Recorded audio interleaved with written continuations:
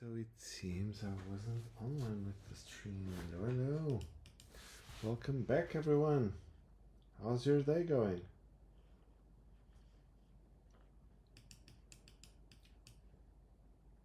Let's go.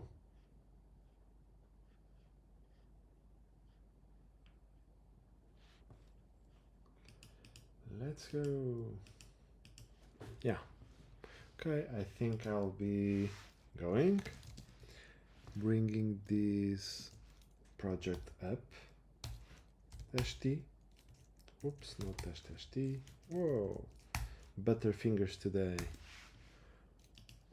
Okay, so this is running in localhost 8080, and if all goes well, yep, we're missing npm run dev.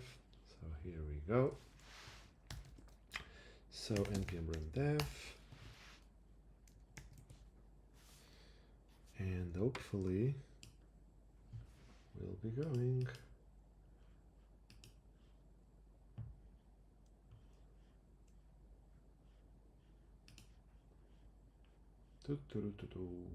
Okay. Oh, and some sound. I promised some sound. Let me check. The YouTube Lofi girl. Yeah. We have hip hop, synthwave, jazz, medieval, another hip hop. I think I'm gonna go with medieval. Don't know why.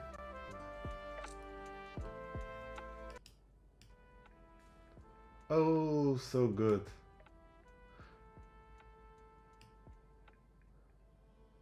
This made me remind Pet Shop Boys or Go West. What was it, the song? I guess I can't play it because this is YouTube, so also YouTube. Okay, let's go.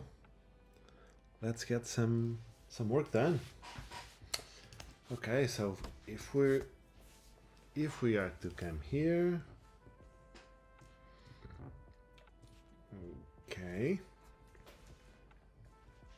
yeah, let's see our up and running. So development environment, we have all these, but I think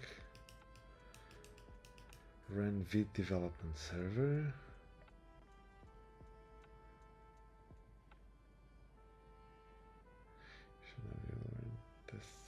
Okay, so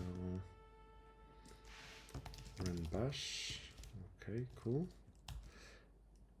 But also, to go in the VM, blah blah blah. Yeah.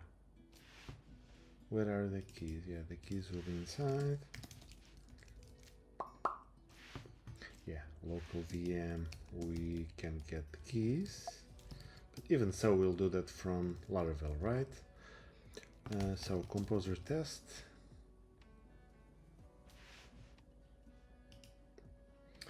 Right, because probably it's trying to run tests on the machine, and we'll do that on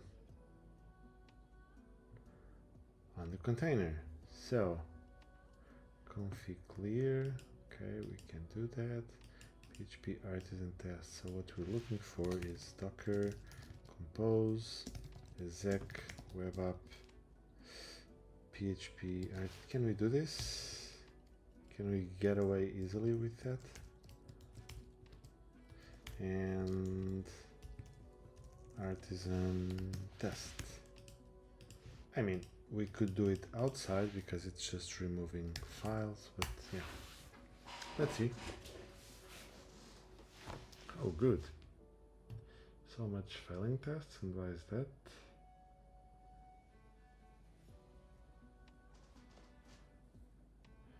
Because those are breeze tests, right? Or the starter kit tests, and we don't need those.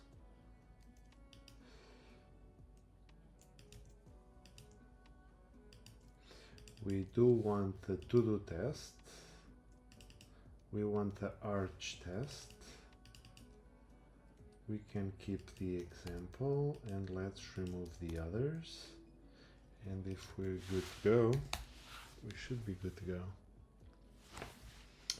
Oh, right. Our our slash folder route redirects to admin, so we should receive a 302,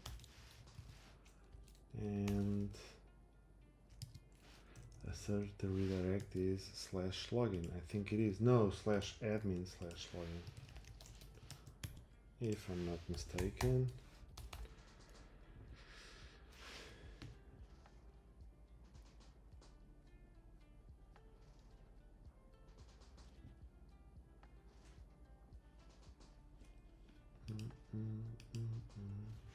Where's the web file? Oh, this medieval is cool. Oh, right, so we changed to admin, and if we don't have a session, then we'll be redirected again. Yeah, we have drawing again. Okay, cool. So let's see. Okay, so we are using DieDump on the view server page. That's expected because, yeah, I wanted to do that, but so I think we're good to go with the tests. Also in diagnostics. Yep, let's go. And it seems we're good to go.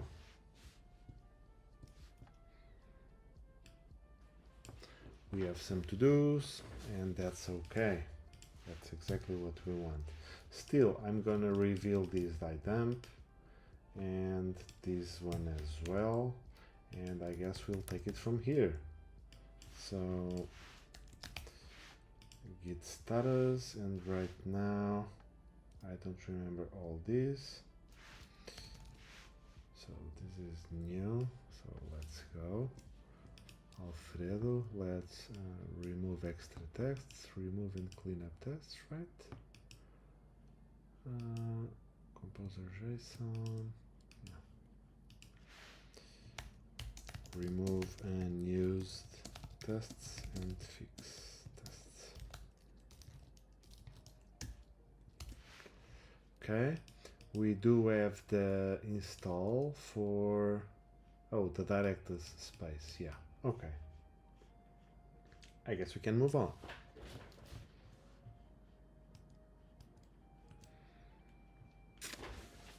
Cool. So, what do we want as a test? I guess we'll have to do some tests. We can run actions, right? Okay, so the first test that I wouldn't want to leave. Let's go, and we are using multipass, which is a virtual machine. It's not an hypervisor, but it's a software. It's a virtualization platform from Canonical, and it's cross-platform. And we are going into local VM because this is the directory where it has the stuff for that. And if we were to run, we have a few commands, and we will run VM destroy to get the freshly new one. Okay, and we are going now to run VM create, and we will create a new VM.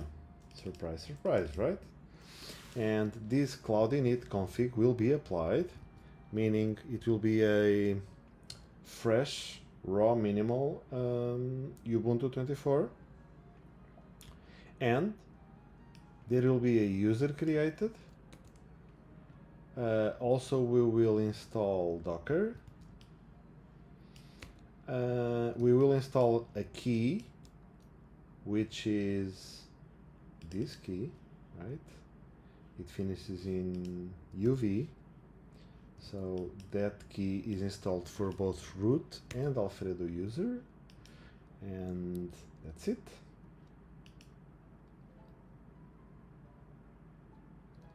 So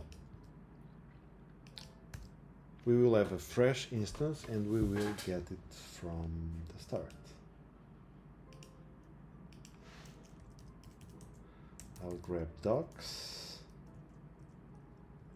So on the contributor guide, what do we have? Development and environment we're running, yes. Local VM, yep. Project walkthrough, yeah. Test commands and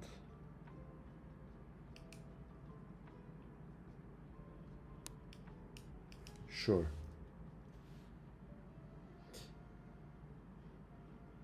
But this test SSH,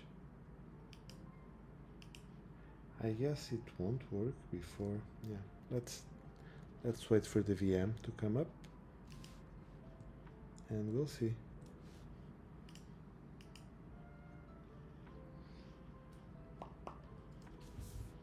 And it's up. 2 minutes. That's a little bit too much. I would like if I would be able like to clone it.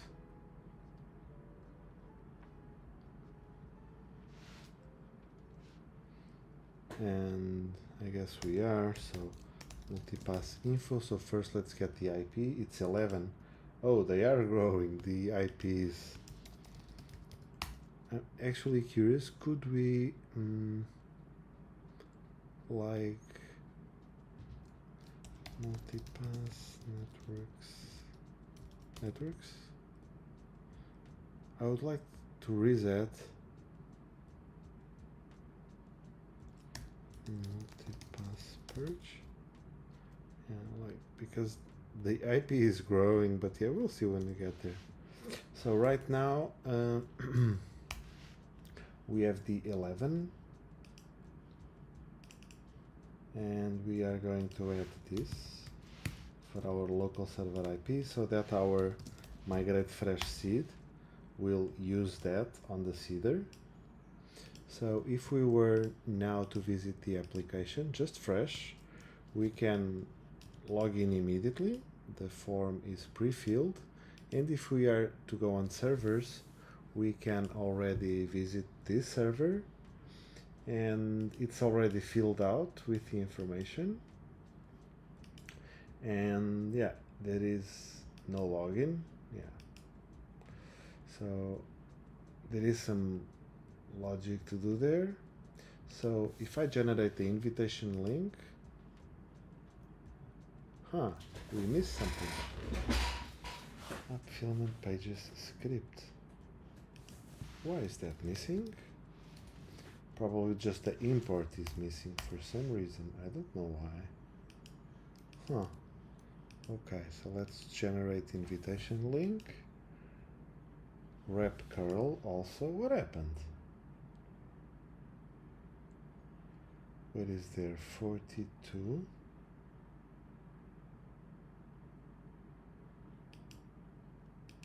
Yeah, it can't be called statically. That's okay. We are using a runtime facade, which is fantastic. So let's generate, and that's it. We should put this more beautiful. Okay, Command C. And now we are to go into the machine. So we go with the tunnel and run tunnel. We are in the machine with the tunnel, so we can now run this code and install the key. So if all went well, I can now get an OK, and I do. And manage spaces, connect already, and the space folder was not found. So I'm going to create the spaces folder, and there are none. So yeah, I feel like I should automate the tests right now, but also I feel like going. So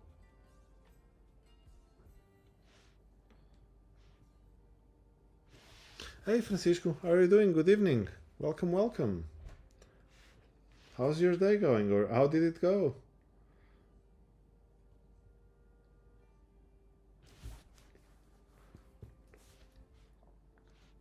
Beacon Flow, hey, hello.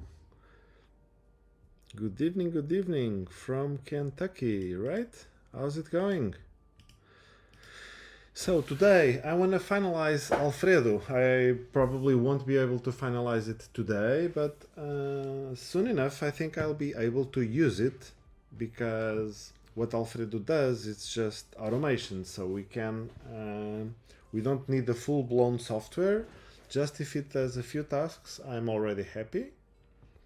And it will be usable. It doesn't need a full set of features to be usable. Yeah.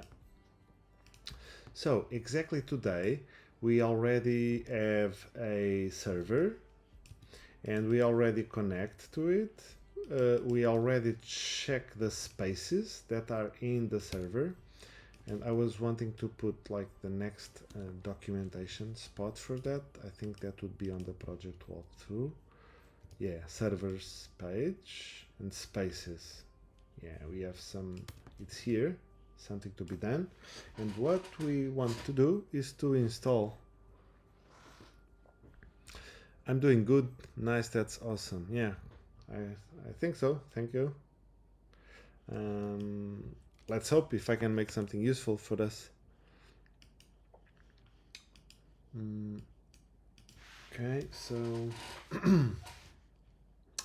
the key is installed. Oh yeah, the server, it has the spaces folder created in the UI and there is nothing else. So I think we should now show that no spaces found. No spaces found. What is that? And why is this?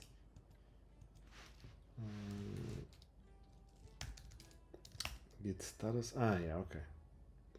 So resources, spaces, yeah. So the manage spaces needed some imports. No, not this one. The view server needed the import and with a facade. Yeah.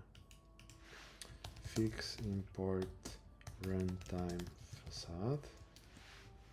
And now we are going to provision directors. So let's see how it goes.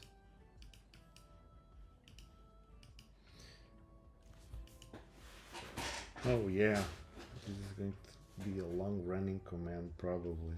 So let's see how this goes. Should be fun. Okay, in our manage spaces component, which is a page, we should see the space list. And in this space list, we will do a for else.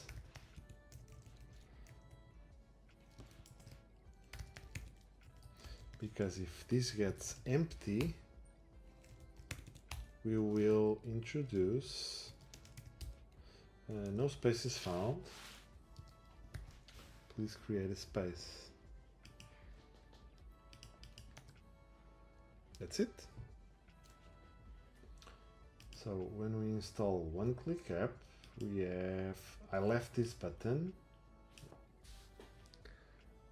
because we can install spaces from different kinds, right? And that's it. Let's do it.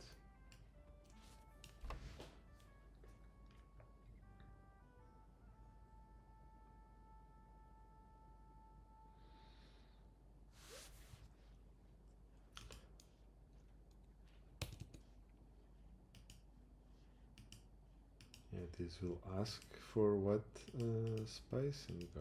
Yeah. Oh, but there is no action still. Okay. So what do we want to do basically? If nothing else, we want to copy this file over there. And of course, it's not fantastic. It's not like near ready to be done, but it will work if we do that.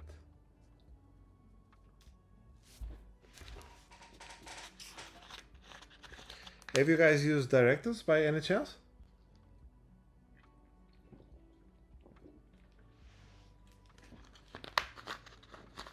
Let's see how this comes.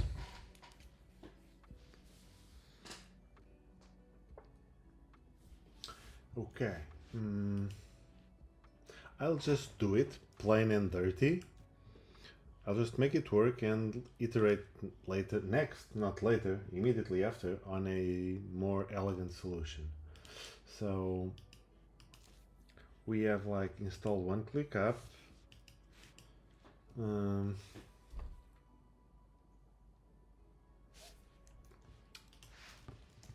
Let's make a label and install a one-click app.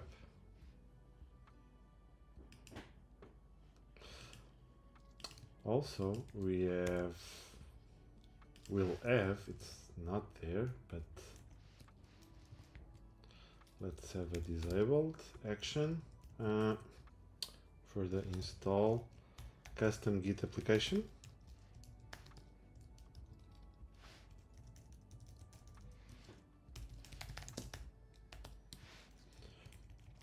And also let's install a Git app template.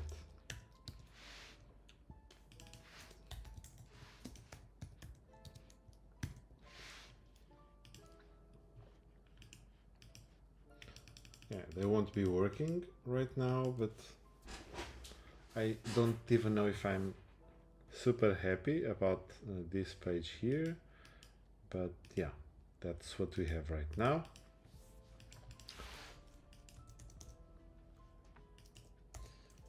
About our templates that we can install, yeah.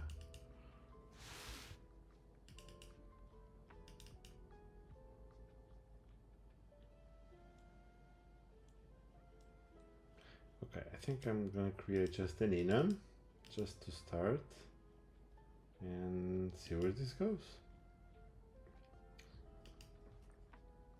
So these will be one-click apps. What are those called? Hey Deborah Evan, welcome back. What technologies can I use for backend?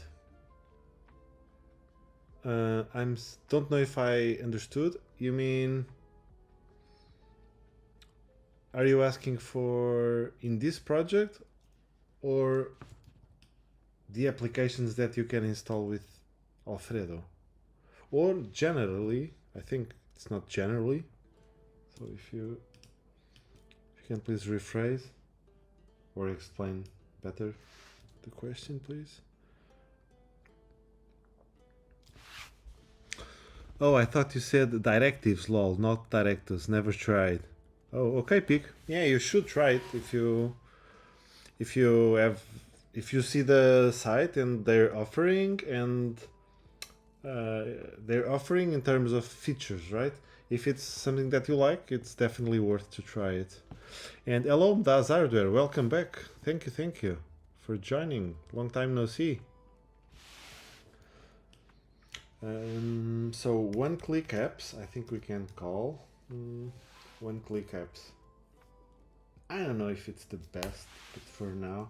Oh, classes can't start with names, right? They can contain names, but not one-click apps.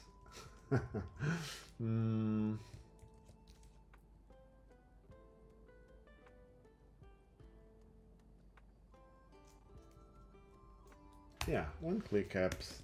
Let's see how it goes. I just want like directives. Oh, let's make it a back enum and let's implement as label so we can use that in filament. And let's return a match this value, and yeah, if we are,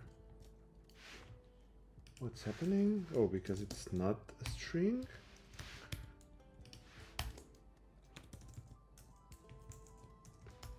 Oh, buttery fingers so much. Yeah.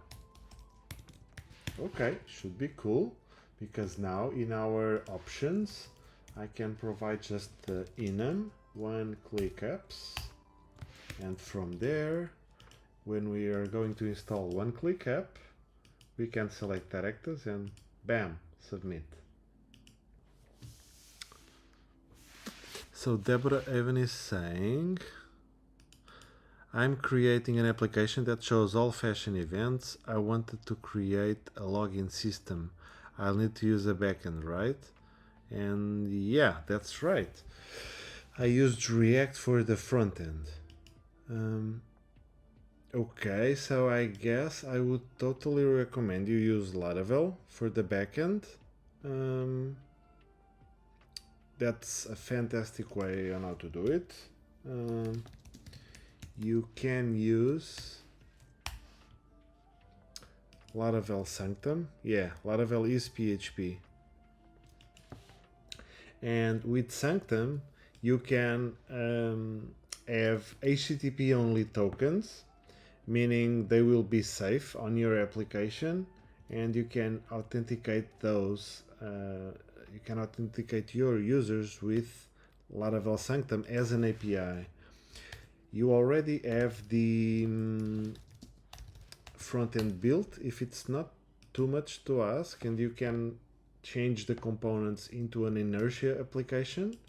That's what you should do, I would say, because Laravel and inertia have Laravel and React have a tight integration if you use inertia. That's it. Other than that, there are other backends, lots of them, but if you want to do something in a really elegant, expressive way and code it, you can use that. If not, if you want to be, it depends on what you want to do for the backend, right? Well, exactly the thing we are installing, I'll show you, directives. So you can do this, you can use it as a backend. Even to log in users and that sorts of things. So, and you will have automatically a UI with all these beautiful things. You can like add tables and then get the API endpoint to the data and get tables to manage your data out of the box. So it's something fantastic, and you can use it with whatever front end you have built. So it's not a replacement for Laravel, nor Laravel replaces directives. I think it just depends on your project.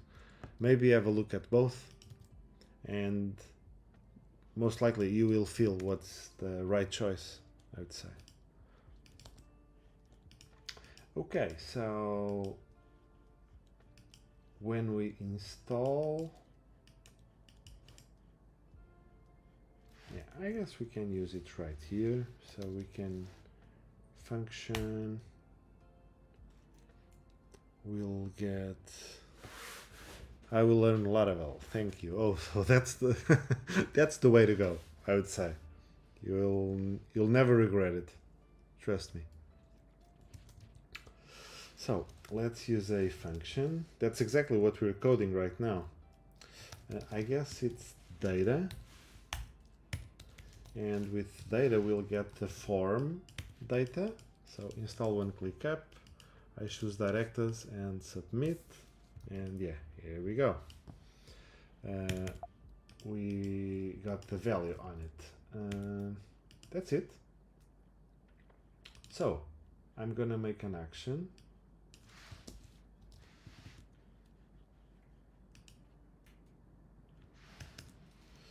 To install one-click app, and we are going to handle it, and I guess I can ask for a one-click apps enum, and that's it. I'm gonna die dump here like so, but also I think this will happen on the QE, so not sure. So the app will be get application, yeah. And now I wanted to, let's replace it with, yeah, exactly. Now we're gonna dump app. We should be good to go. I'm gonna click and click submit. We do have the enum, so we are ready to call install one-click app. Yeah, maybe I'm regretting to. So we can now install one-click app, handle our app. So if all goes well, it will still. Yeah, we are already running the action. So we can do that from the CLI right now, and we can use it while not having to come to the UI and click all these sorts of things.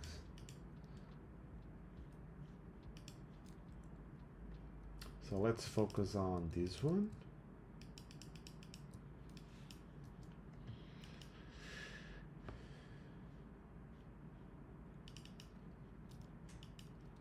So the label is directors. What else should I do? Because things I want to do is like the pre-deployment. Maybe we need to generate some keys. For example, these keys should be generated. So I think I'm not absolutely sure on how to do this. So let's see how it goes.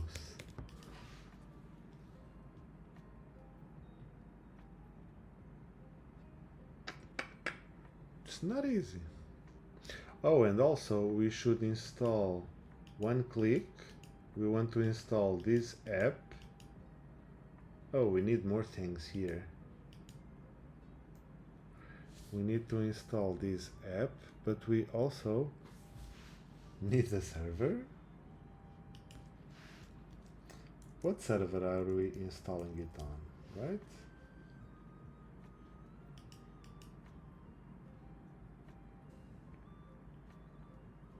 Yeah, I think I'm gonna remove this to here. And I'm gonna call it install one click app. And I'll remove this function. I'll add it here just because I'm lazy.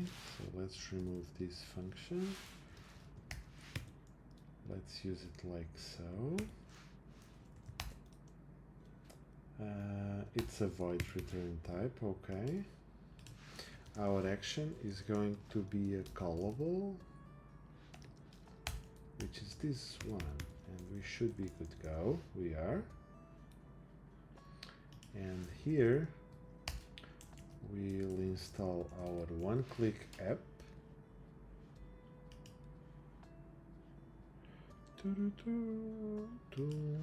Let's refactor this to singular. Also, I want this to be singular.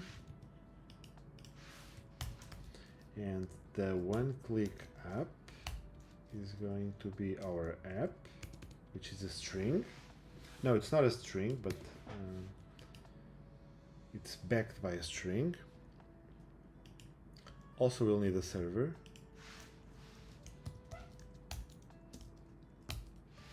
No doubts, we need a server. And that's this record, if I'm not mistaken, because we're on the page of that server.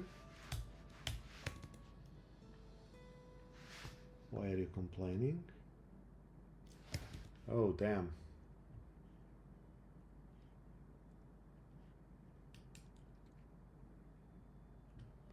So what's our record? I like these medieval songs. Are you enjoying it?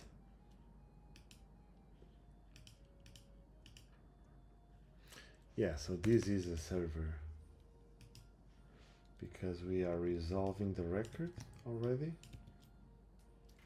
We get it from the query params, but then we get it. What I don't know is if I'm forced to follow.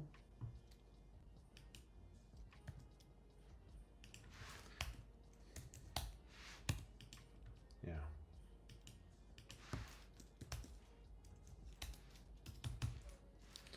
Can I do it like so?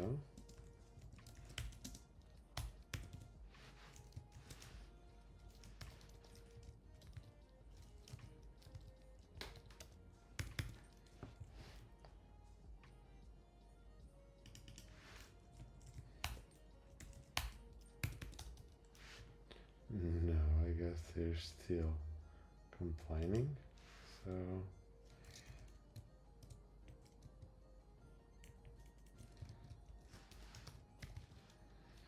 I guess I can be more explicit like so.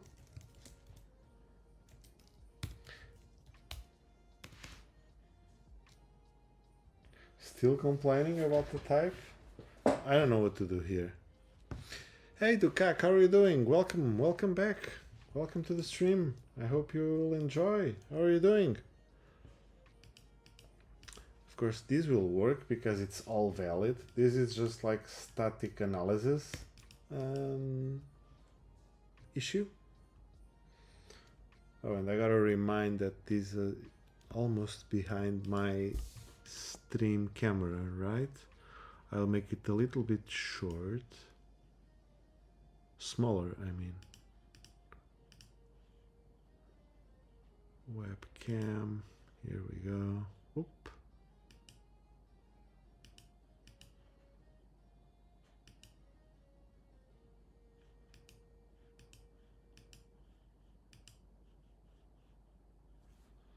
Here we are.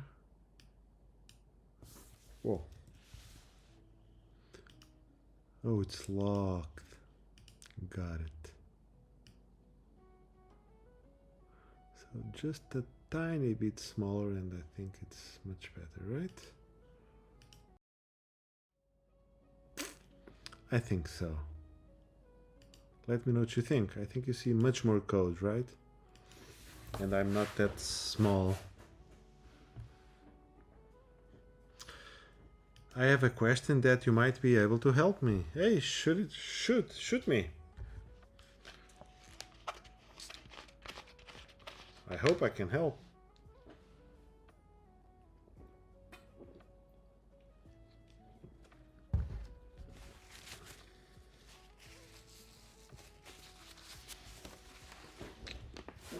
So if I were to submit, I see everything. It's just this damn... Oh, wait.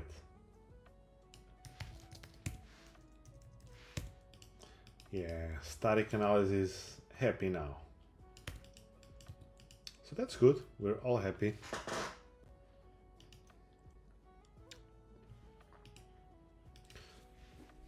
So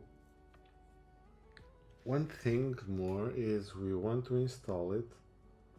We can't do this in just a basic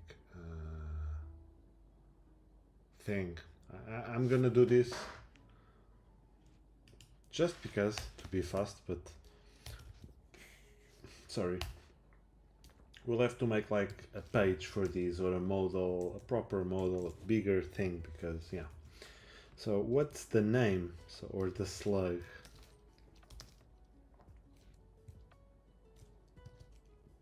It's required, indeed.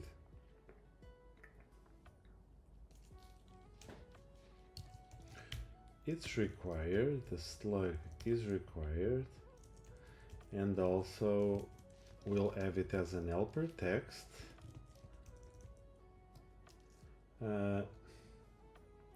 Directory name to be the directory name. Only numbers, alpha numbers only, alpha numeric characters and dashes are allowed. Fantastic. So if I were to click,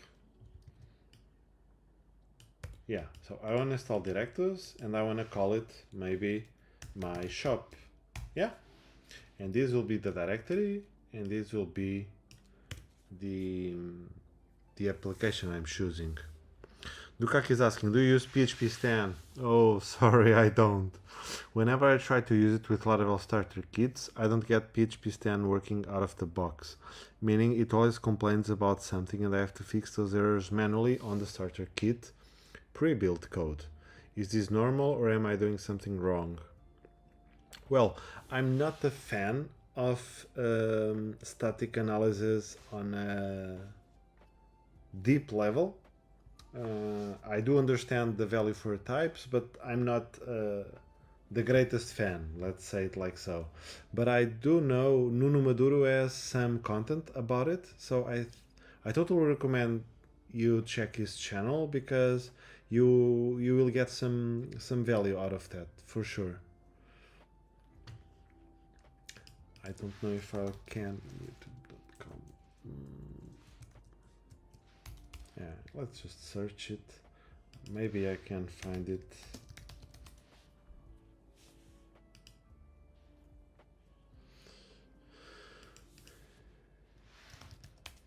I remember he prepares type-safe code with property annotations. Yeah, he even has a talk about it, so you see. And also 4 weeks ago, that makes sense. He was like, when he was starting an application. Yeah, try his Discord. Absolutely. I wish I could help you more, but unfortunately I can't. I think this content is from an episode, on a live episode where he was building the pen PHP analytics, and when he was starting it, let's try. Yeah, I think it's this one.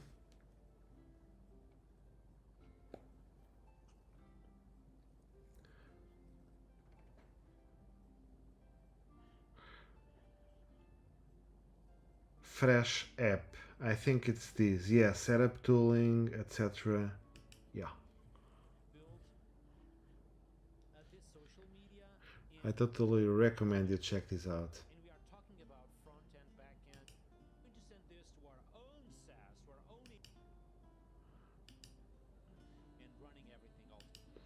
Yeah, so I think from here you will learn it the good way, no doubts. Okay, and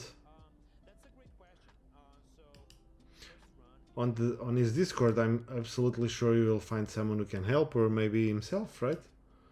He also streams a lot, so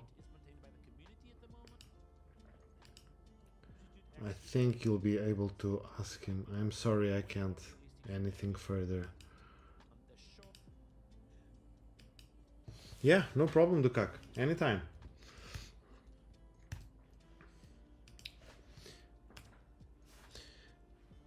Okay, so I'm gonna go with starting this, and also we have the slug on data,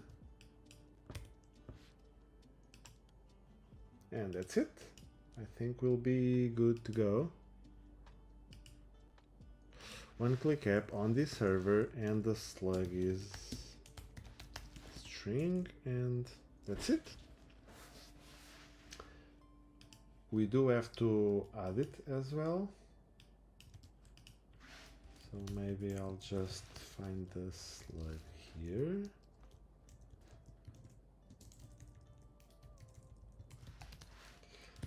And let's add slug as well on calling the app. Francisco Borrente is saying, with a starter kit you can run Postum? What is a Postum? I don't know what this is. What, is this a typo, Francisco? And create a baseline to avoid tested code. I don't know Postum.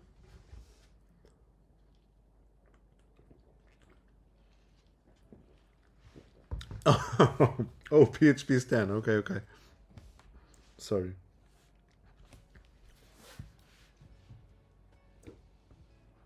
Yeah, I've read about that, but I am picky and wanted to have it all working fine. Yeah, and then depends on the level you want to take it, right?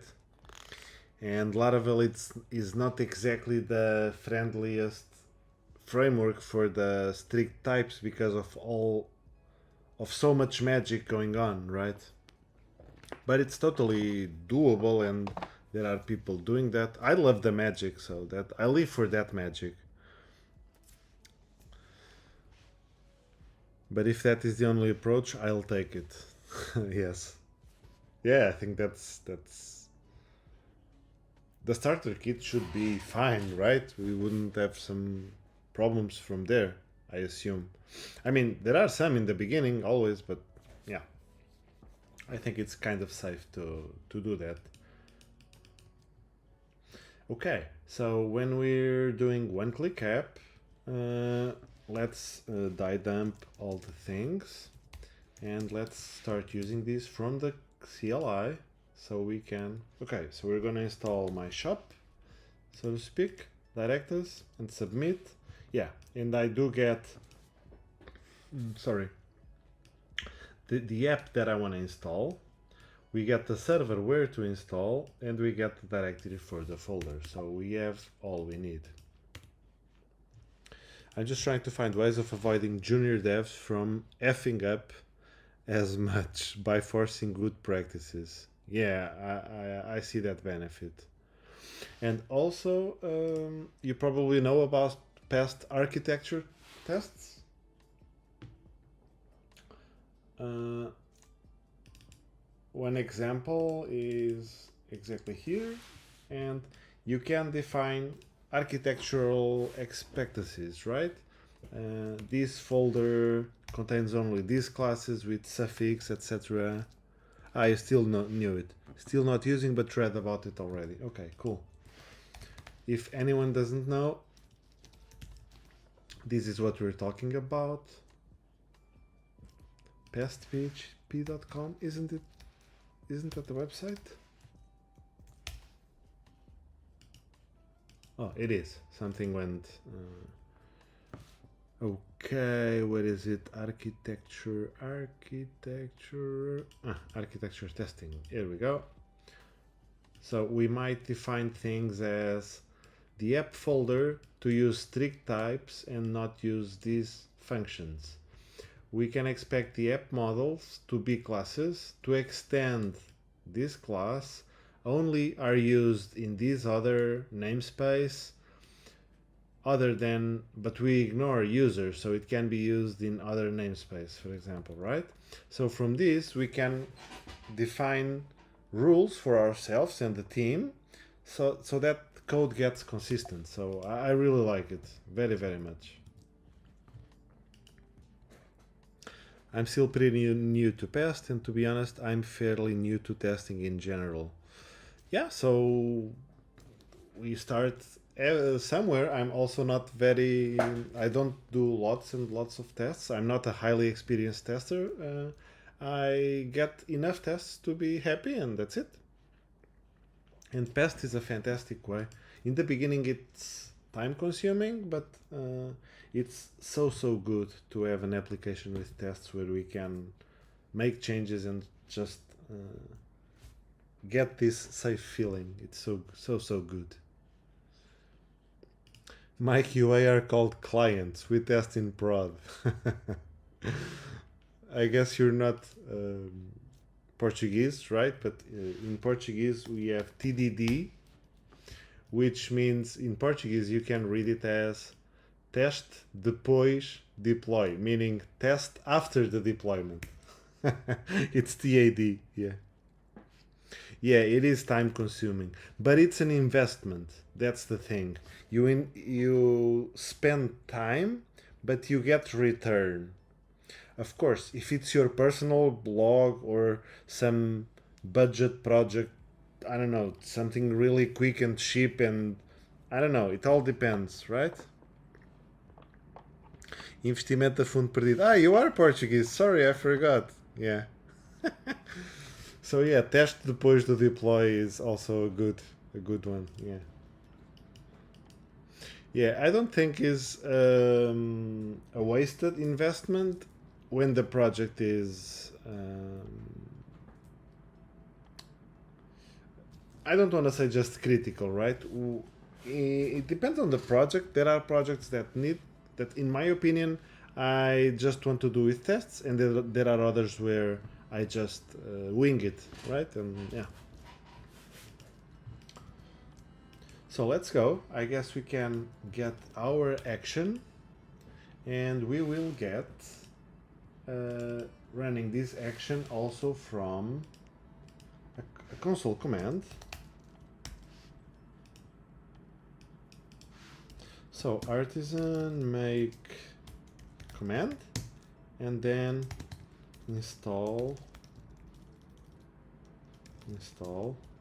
one click up. Should I prefix with test, because this is like to run manually, right? I wanna, or should I do it from an actual test? I should probably do it, right? That's something also. Look, so we can learn together, right?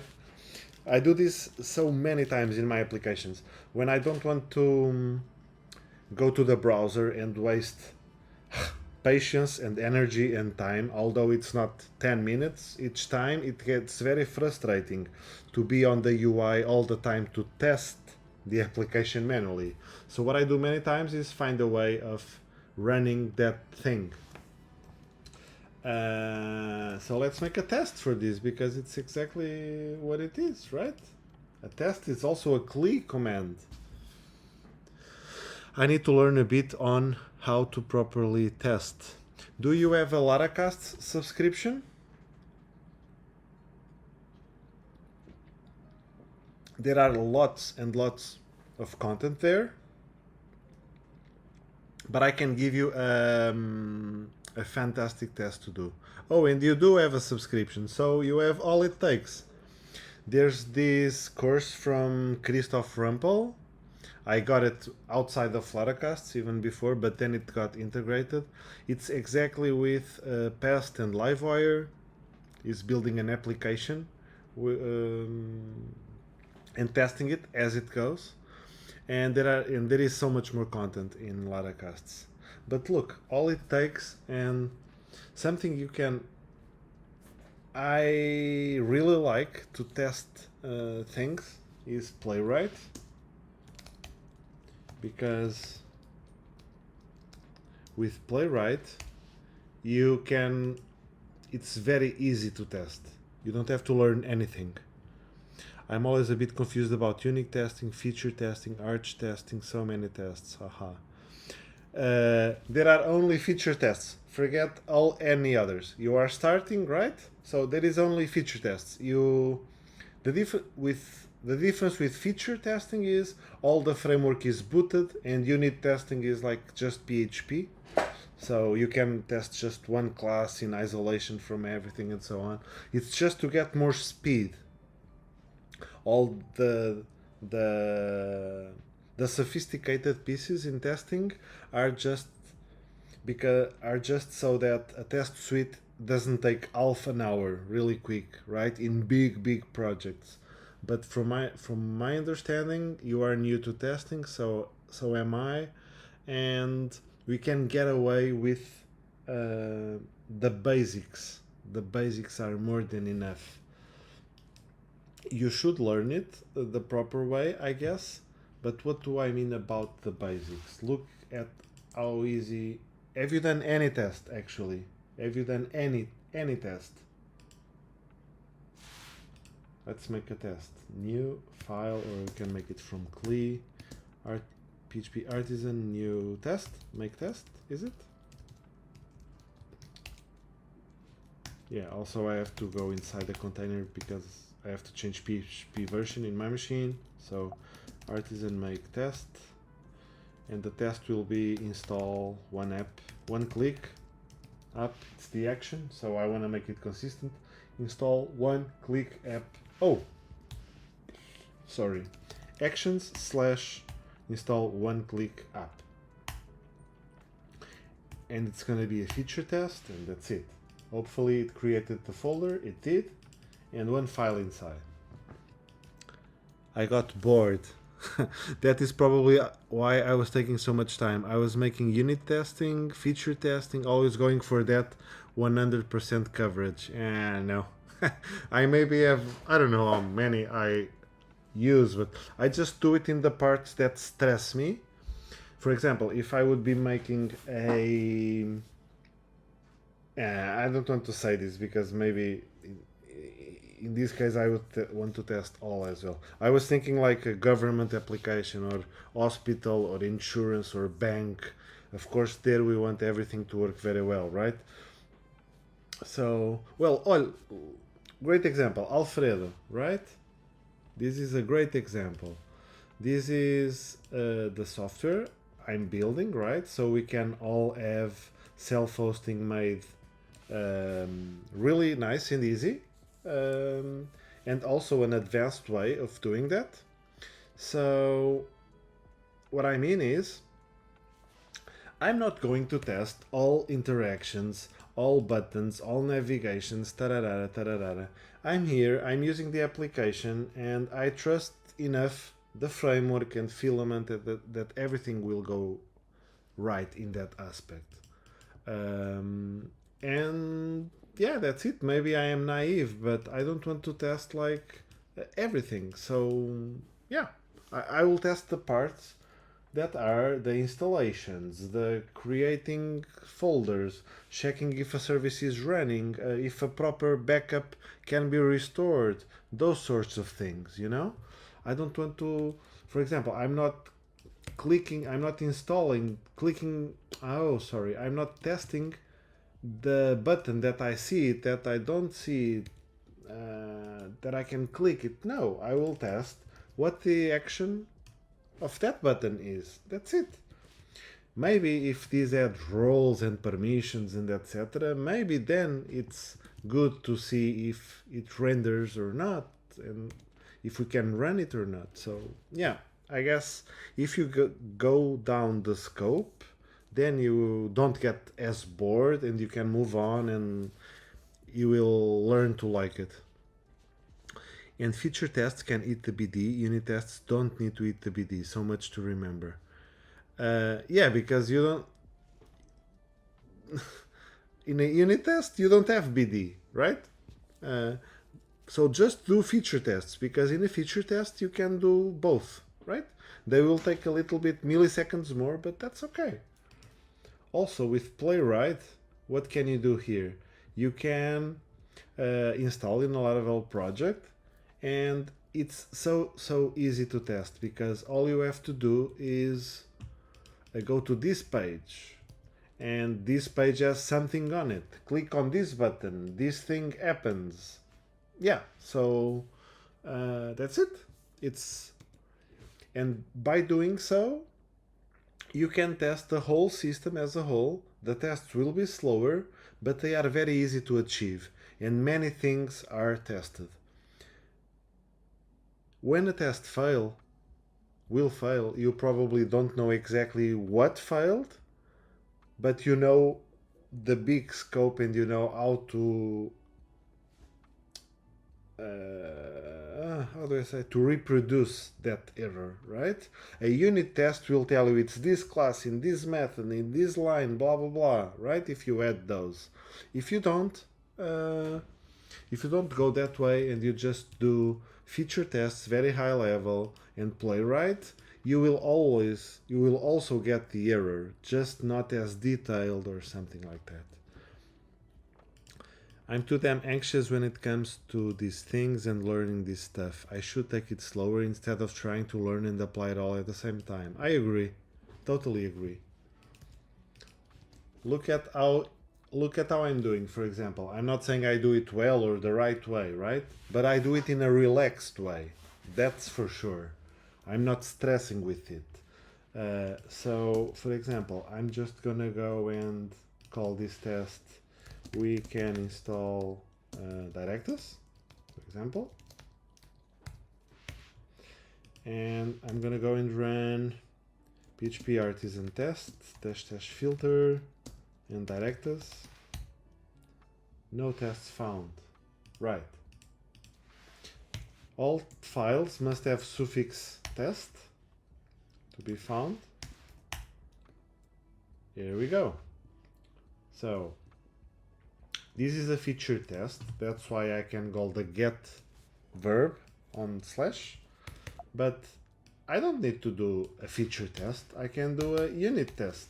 And it won't be a unit test because I will also run more services, but you can do whatever, right? You could do a new class or resolve from container and a new object and just test things, for example. So what are we doing here? We are making one ClickUp from directives. So the action or the install one click up. I'm gonna make that class, that instance, and I'm gonna give one click up, server and slug. Hey, look how easy it was with, I think it's Copilot right now. One click up, server slug. I will give it one click up directors. The server will be, okay. We now have to migrate, fresh the server. I mean, for now, I don't know if we are using, let's see, refresh database, yeah. So we should, before each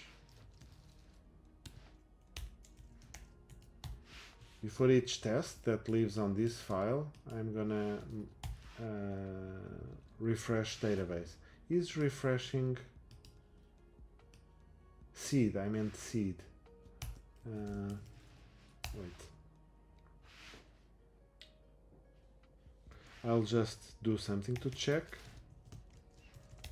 which is server didemp server all or get. That's it. What's wrong here? Oh, server, it doesn't have anything. Okay. So it's empty. There are no servers. So what we're going to do is we are going to seed database. Also probably the same with users. No users, right? Yeah, no users, no servers. And this is probably running on a side database, yeah, which is called testing. So in ours, PHP Artisan Tinker, we should have, whoops.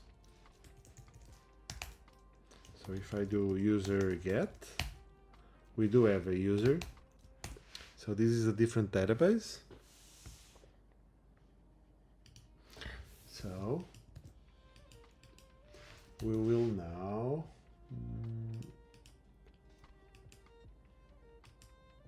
database seed.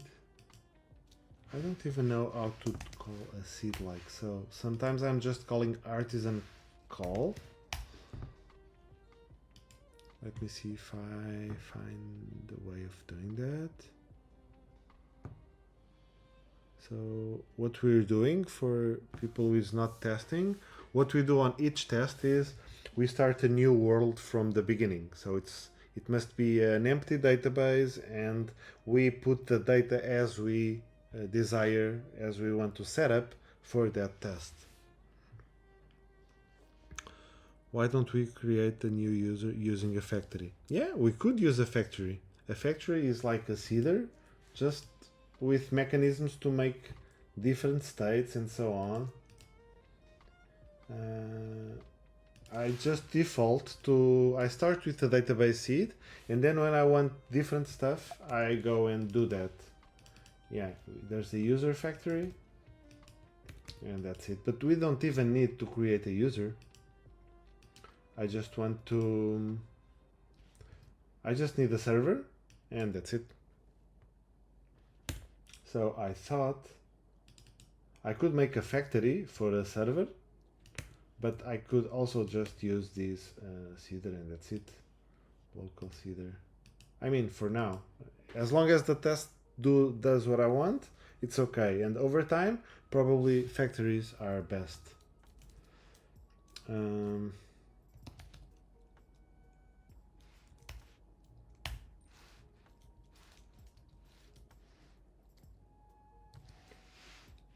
not this at all.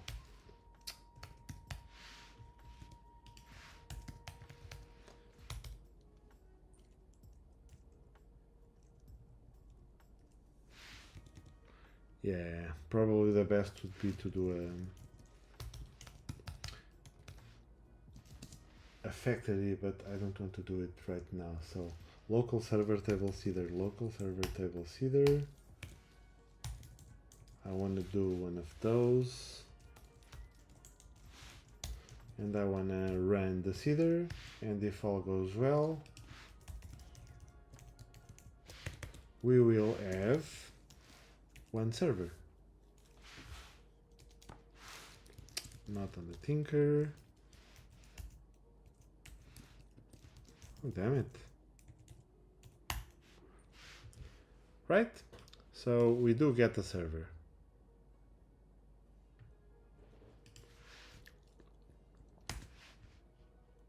So what we need to do on this server, oh, actually we also need to to install the key, because this new server, oh, I'll have to seed, okay. So, I'll actually seed it. I'll make a factory. I'll tell you why. Artisan make factory, and it's going to be the server factory. Because I have to install the SSH key.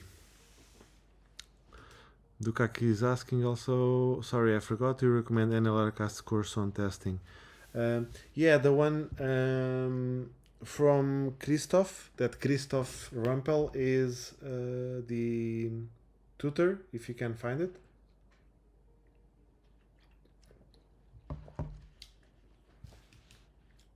It's pest-driven Laravel.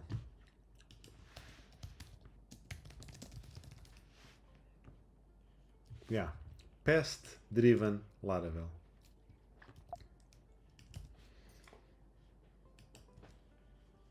Just reminded.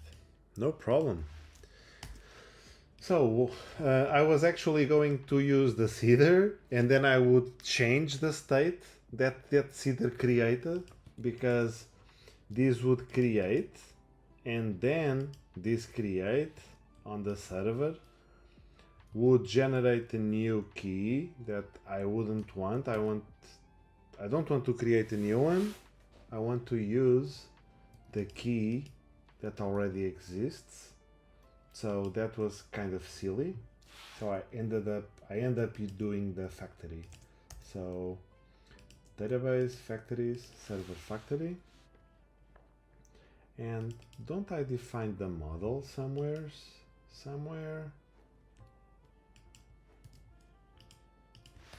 Laravel factories docs. We'll save it for later. Please do.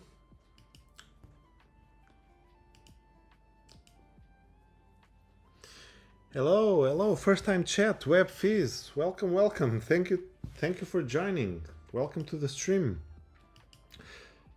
I'm Patricio. This is a live stream where we are doing a self-hosting assistant, which is a software that will allow us to install applications in servers without knowing anything from servers.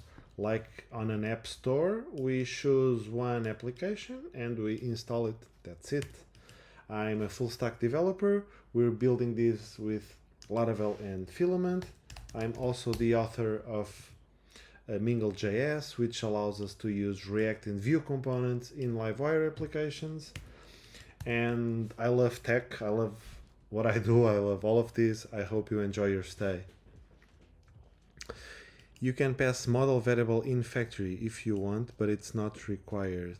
Oh, and you know your things already. Thank you so much. Because it was the first time chat, I just assumed you were new to these, but of course. So you can pass model variable in factory. But how do I pass that variable model? Is it a member? Does it become a member of the protected model? Okay, got it. Oh, thank you, WebFees. You are better than docs. I don't even have to search. I found it on docs, but yeah, you had the same speed, which is impressive. So let's have the server. Yeah, and now when I'm on the server, and if I have use as factory, right, I can call one from the other. Is that it? Huh. Hopefully, let's see. So if I am to install one-click test, I do want to create a server. And I was hoping I could like server factory create, and let's see what we get. It's probably going to fail. Whoops. Artisan test, what is it? Here we go. I've been using Laravel for years. Oh, thank you. So you want to join on this development? Just let me know. It's open to development. What is it? Contributions and other people that want to join. Null value in column of relation servers. Okay, so that's cool.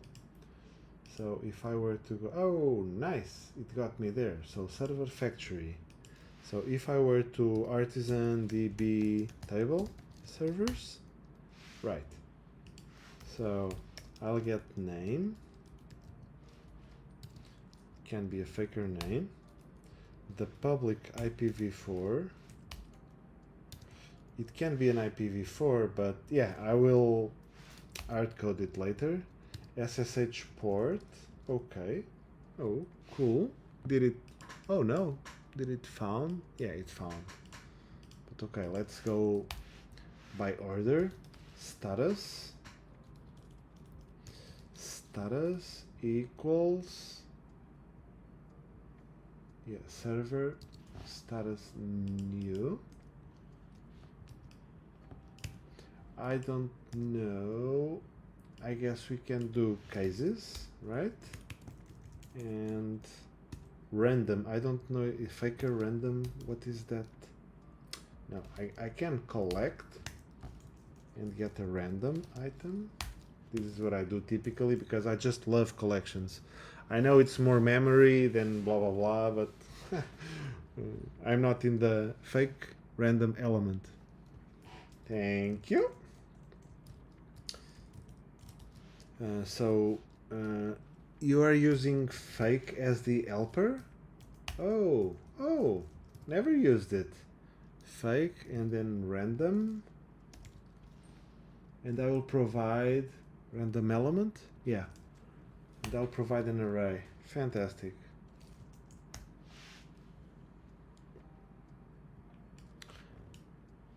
Thank you, Francisco.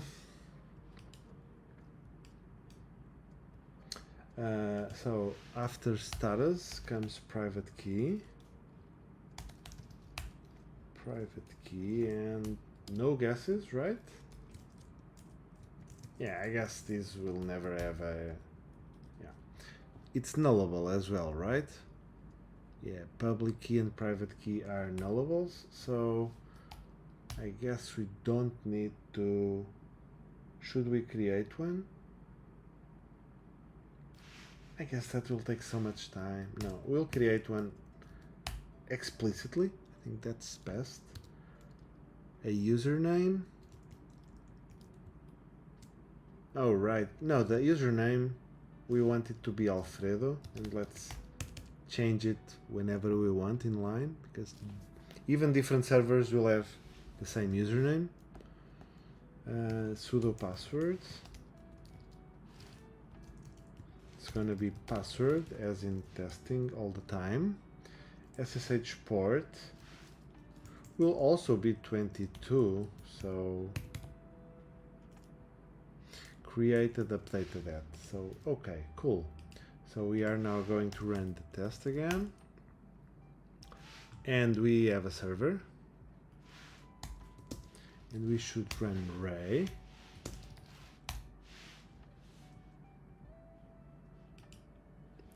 And then the cases of the enum. Yes, exactly. Thank you, Francisco. Okay, we have a server. We can maybe put it like so. Oh, but then it will be on top of the files. The camera, so much. Yeah, I'll leave it in other screen and pull it whenever needed. Okay, so what we want to do now is we want to use that SSH key, which is already on the server, right? Which is these ones, which are on the disk, on the repo. So we are going to create this, and the private key is going to be file get, and I want to simplify this import. What's happening?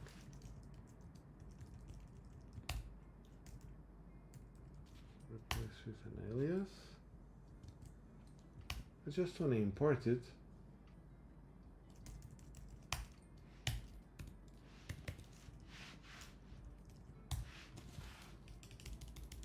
IDE went nuts, I guess. So this will throw IO exception, is that it? File not found. Okay, no problem. So that's going to be file get, our base path, and then we are getting it from /local VM, and the public key, it's this one, and we'll whoa, this is the public key then, and the private key will be like so. So we will get these contents. With factories, we can create helper methods, Francisco is saying, like public function active, yeah, factory return this state and attributes and the status enum case value. Yeah, so it's like this is a very helpful function, which is, where's the factory? I just closed it, right? Not this one. This is user factory, server factory. Yeah, we could public function. So for example, yeah, we can use, for example, for our local VM, right? If you don't want just a random one. And like he's saying, it's this state. We return this state, and we provide a callback, and that's it. And now I will get that one from the test, which will clean up the test a lot. And let's go. And I guess I'm going to return the attributes that will override only, so I don't need to make them all. Right? Or do I need like to split the attributes? Beautiful. Yeah, I agree. Thank you, Francisco. And on the test, we can factory for a local VM. Local VM, if I'm not mistaken, it will be just like so. What's happening? Why are you complaining?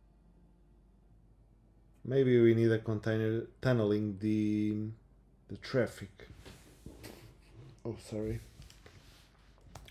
Let's see if we can, if I could expose a port, if we could expose a port in our machine, which would proxy the traffic to the VM, it would be nice.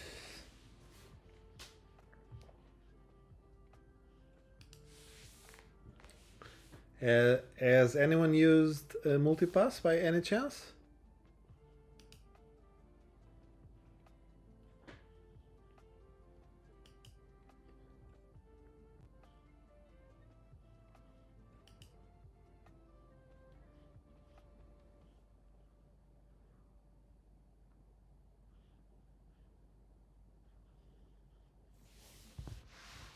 Something we can do is like ask AI directly. I do that all the time.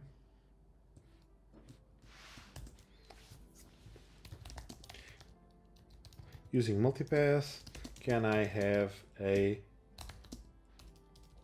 port on my host, on the host, mapped to an instances port? I would have to do NAT.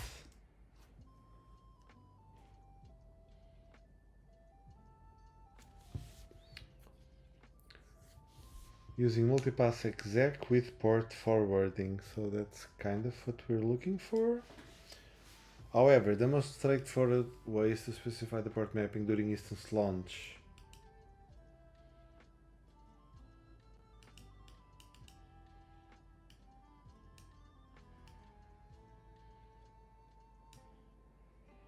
Oh no.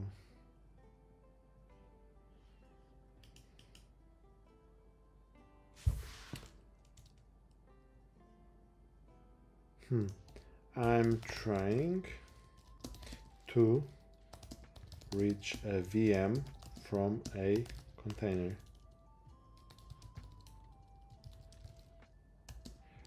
What's the most sensible way of doing so?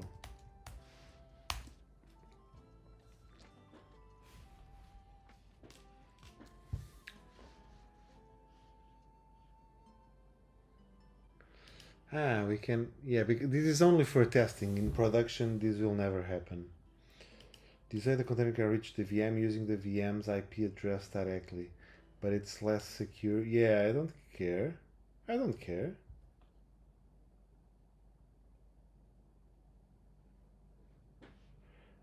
So this is nice. But we can even, maybe, can we do it just by network mode host? Is this true?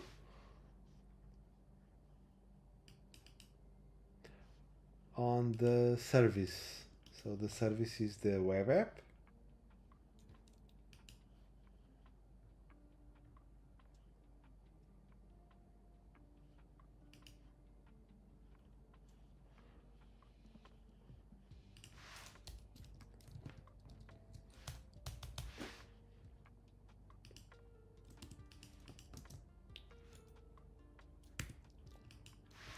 Is this true? Just by that? So docker compose down. Service GUI declares mutually exclusive network mode and networks. Invalid compose project. Oh no.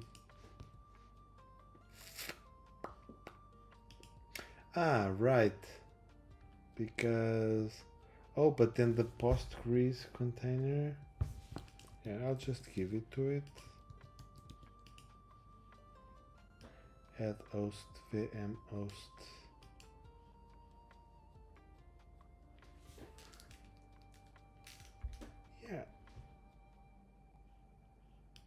Yeah, I think it's maybe easier to do this like when we add the extra hosts for the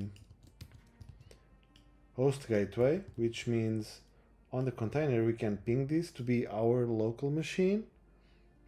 We can do that for the right. So let me see if this checks out. We even have the local server IP here. So we'll probably be able to do that with an extra host. So if I were to use local server IP, we are calling it local VM.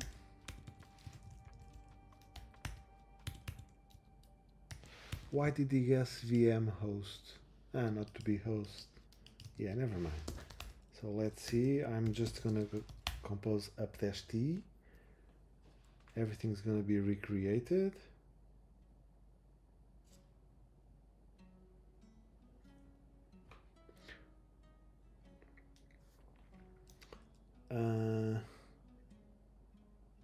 Right, so let's go inside our container.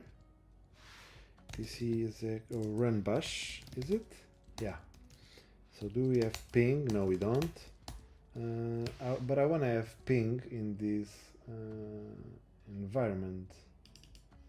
I don't want to come and install it all the time, so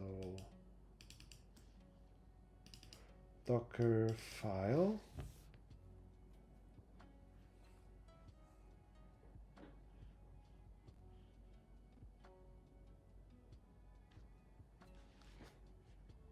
So should we install? What is it IP utils? How to install ping in Debian. Exactly, IP utils ping. There's also net utils if I'm not mistaken, but yeah. So let's install IP utils ping, and if all goes well, docker compose down -v. Let's remove volumes as well, just like to get a all clean thing. And we are going to build the image again.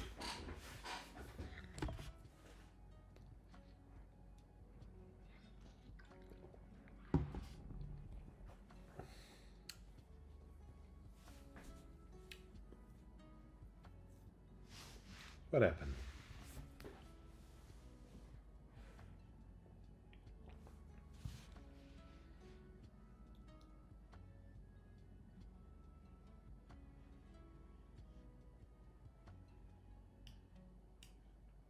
Deleted by a script? What?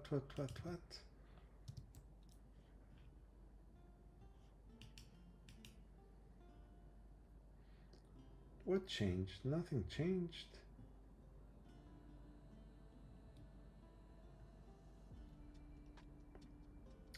But wait, we want to, yeah, but the target is development, right? Huh.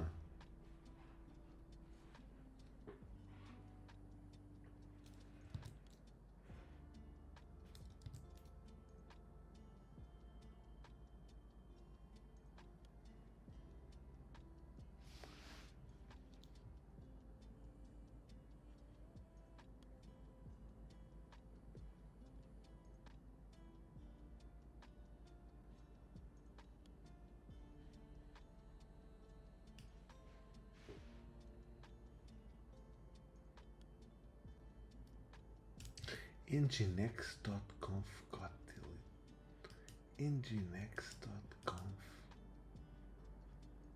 How? Hey, hello Callum. How are you doing? Hope you're doing well. Welcome back.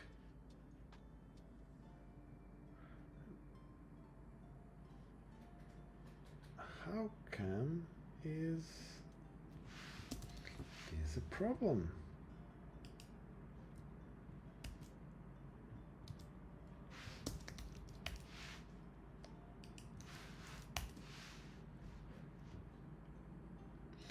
How are you doing? What have you been doing? Apt upgrade. Yeah, minus y. I don't, yeah.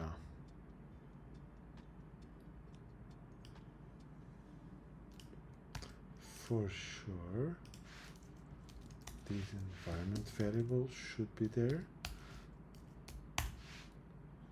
so that things get automatically solved. Maybe that was it. Just a small tiny stuff. All good and you. Productive day. Well, actually I started very late today, but it's so. I wouldn't say it so much, but it's a good day. It's a good day. Yours, was it productive as well or what?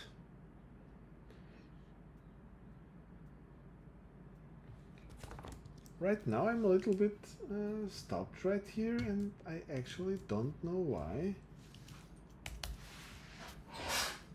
Just because of the IP utils? Ah, no, something changed.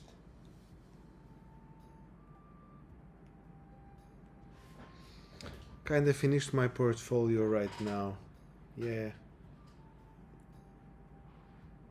You were kind of finishing it the other day, right?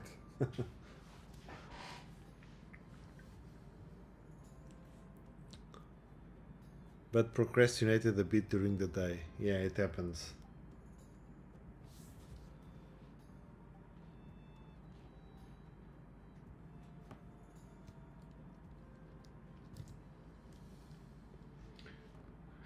Yeah, I guess I can leave this image thing for someday offline, because when these things from base as development. Ah, so maybe it's not even there, the issue. It should be.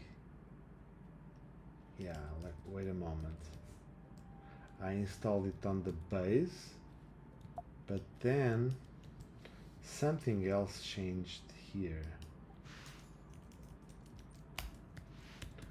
Because there's something related to Nginx that is asking a question, and because of this question it will stop installing. I mean, that less 10%, that takes 90% of the time. Yeah, that's so true. That's the same with projects, right? Oh, it just misses 10%. Another way of saying that is, the good news about being 90% done is that you're already halfway of the thing. Come on, what do you want? Yeah, I'll leave this sit for now. I'll leave this sit for now, and I'll just wing it other way. I'm just gonna go and run bash.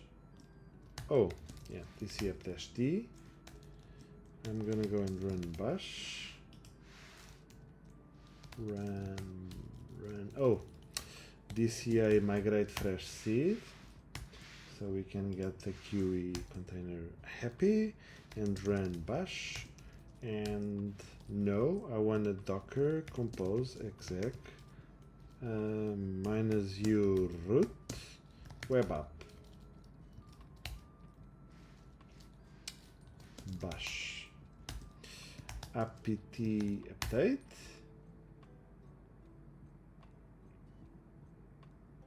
and I wanna apt install -y IP utils ping. Was that it? Nice. So we do have ping. I'm gonna quit and run bash, and here we go. We have ping. So if all goes well, will I be able to ping local VM? Fantastic, and we can. So yeah. Now I think I can try SSH with the identity of local VM dash ID Alfredo dev.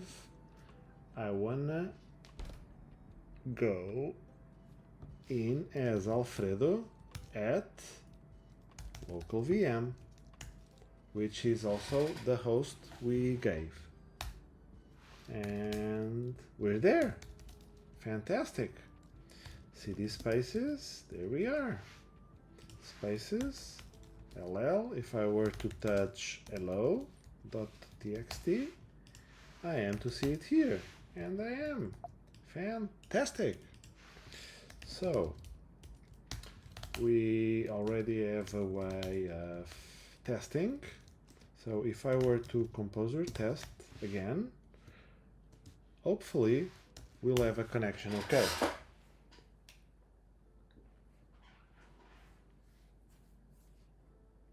Come on, come on. Ah, so much.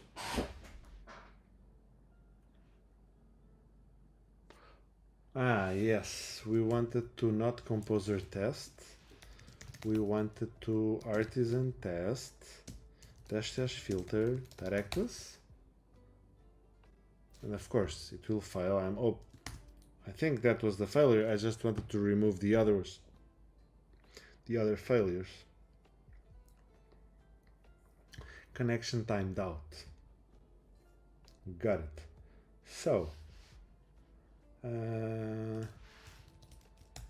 what is the IP address?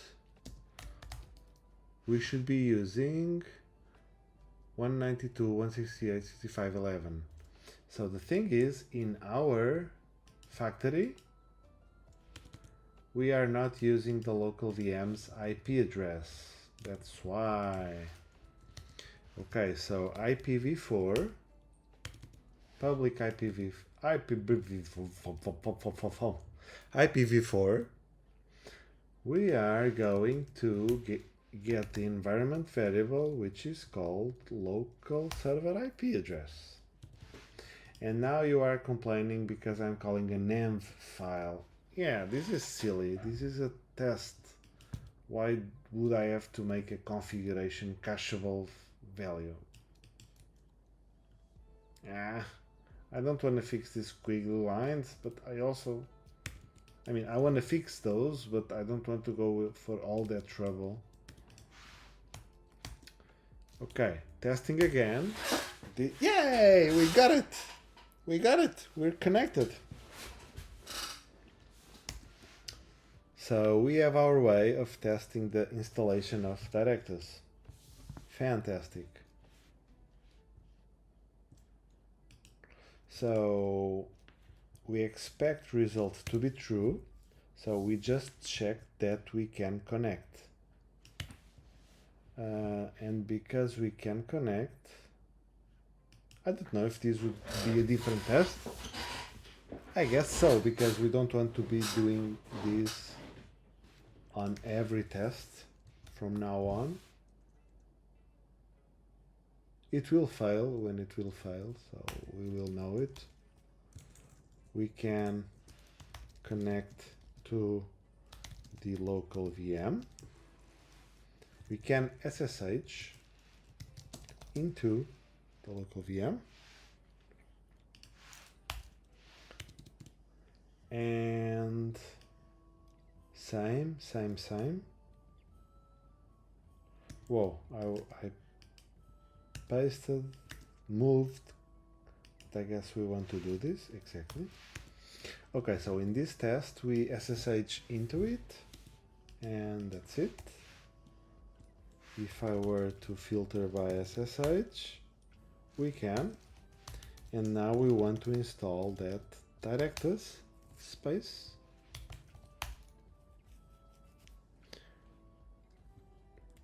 Fantastic.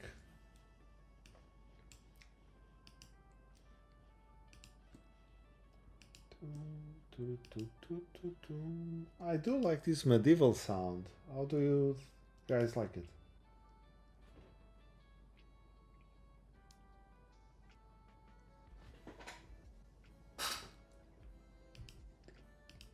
Okay. Checking the live streams, how are they going?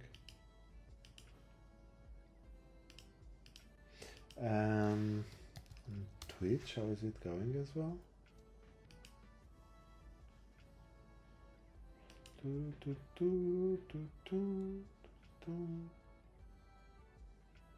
Oh, and by the way, have you guys followed me on YouTube. If you are watching from Twitch, I would appreciate if you can just like and subscribe the channel. That would help a ton.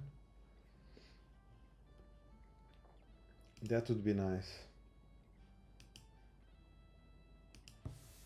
Let me put the link right here if it's not asking too much. If you may please enjoy it, like it and subscribe, it would help. It has discoverability, so I'm multi-streaming right now. Thank you, Callum. Yeah, this medieval lo-fi hip-hop, just today I tried it, and yeah, it's hitting home. I like it. Enjoying it.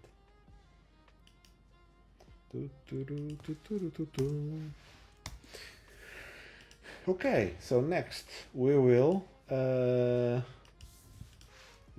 our server, and we will install directors with the one-click apps. What is it called? The enum one-click app directors value. No value. We exactly need.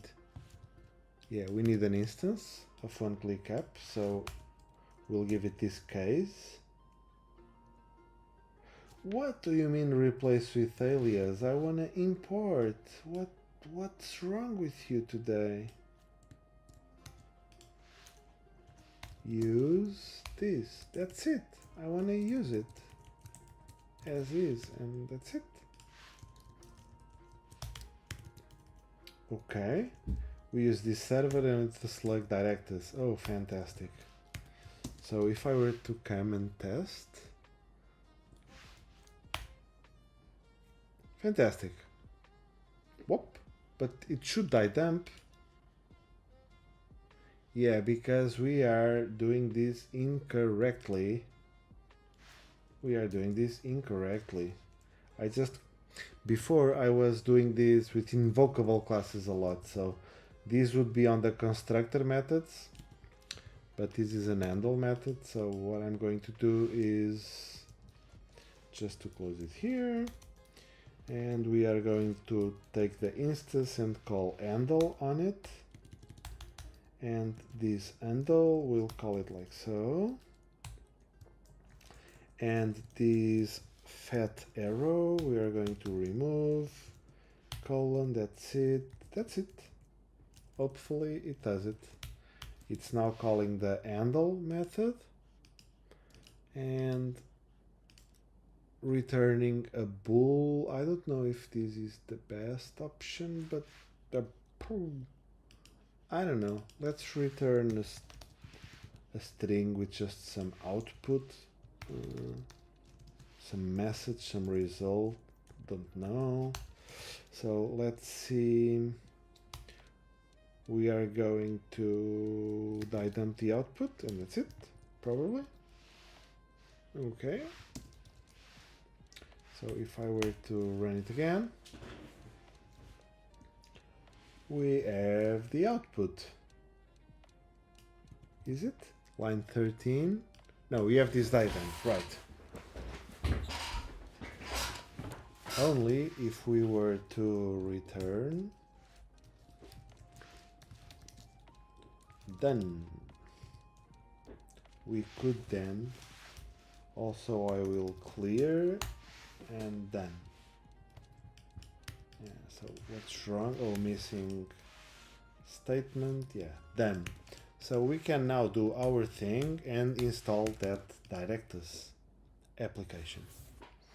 I noticed you use Ashnote for your blog. Do they use Markdown for the blog posts? Yeah, they do. I guess we can do both. Let me show you. I'm actually on the verge. I wanted to change probably to my own thing with Statamic. Let me see if I can show you the editor. I guess I can, of course.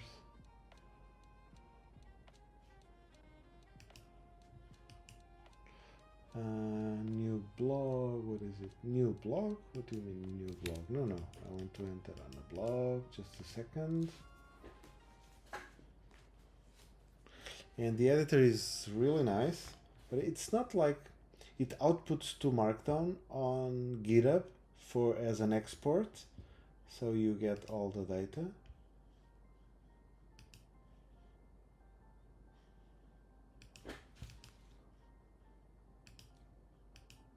So if I'll be writing a new article, yeah, so for example, this is a new article. React hooks. I don't know how, I don't remember building this, so yeah, I don't remember, so just delete. Yeah, so this is the editor, and you can just write, so I'll hash space and you have a title, right? Hash second title and so on. So this is how it's Markdown, but it's not Markdown, right? You are not writing on a raw plain thing. And you can like have, you can embed bullet lists, or you can like embed a YouTube video, for example, on with a sensible UI. And yeah, it's really easy, the editor. It's really nice.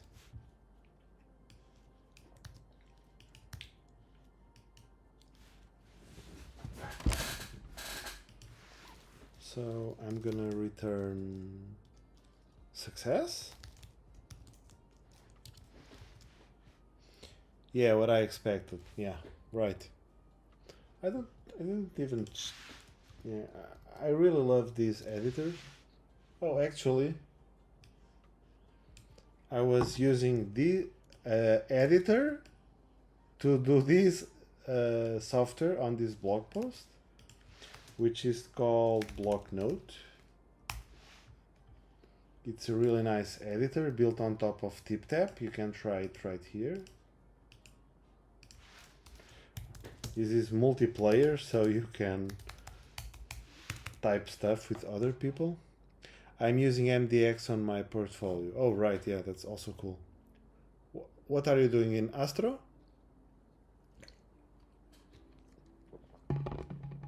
Yeah, you can put your own components and so on, so yeah. Also here, it's more sophisticated, it's more complex, but also possible. But I would be on... Yeah, I just need to find some time. I want to do so many stuff. But yeah, at least the best is some live streaming. We're having fun, mingling with people, and the rest is secondary. So that's why I'm not starting other things like blog on own domain, on folder, instead of being on a subdomain and other things. I'm using Next for SSR, but I'm regretting. Yeah, I mean, yeah, I understand. I can't use much React. I can use a little bit, but not so much. For advanced components, I think it's very, very complex. I found Astro after. Yeah, is it a big, complex project? Maybe you still in time to port things over? Francisco Barrento is saying, I want to do much stuff. That's very good.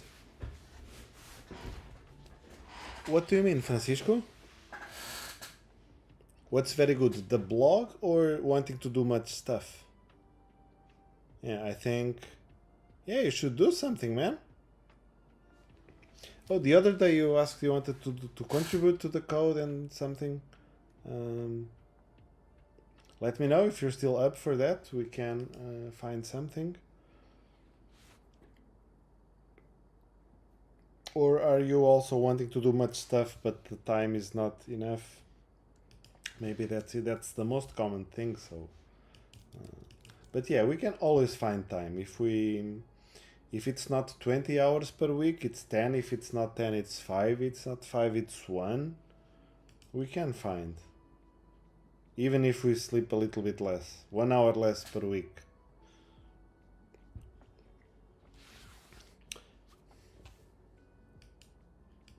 not too big. I have some components with 3JS that might be hard to migrate, but I do know Astro as a guide to migrate from Next.js to Astro.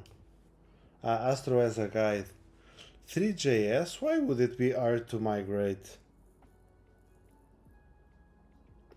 Are you using much Next.js components like images and those things? You want to do a lot of stuff. I would like to contribute to Alfredo. Oh, yeah. You wrote, I want to do so much stuff. So, yeah, so Francisco, let's go. Let's start. What do you want to do in terms of features in this project? I think it's not so typical project because we are handling with infrastructure.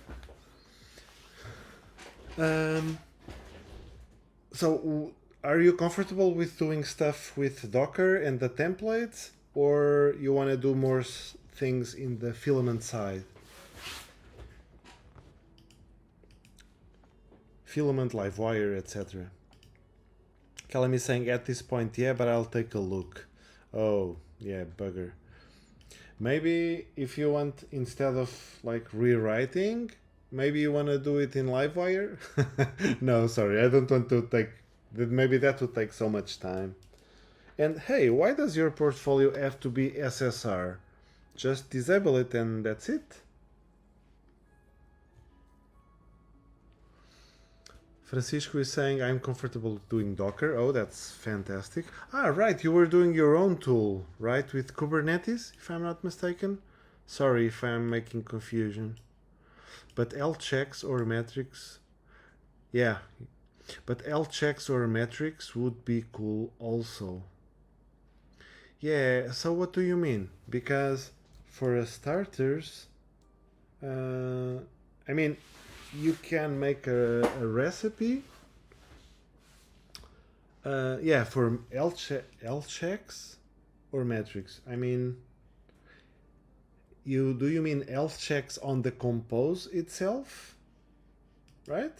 Or like the uptimes that we would go in and do it externally to the compose.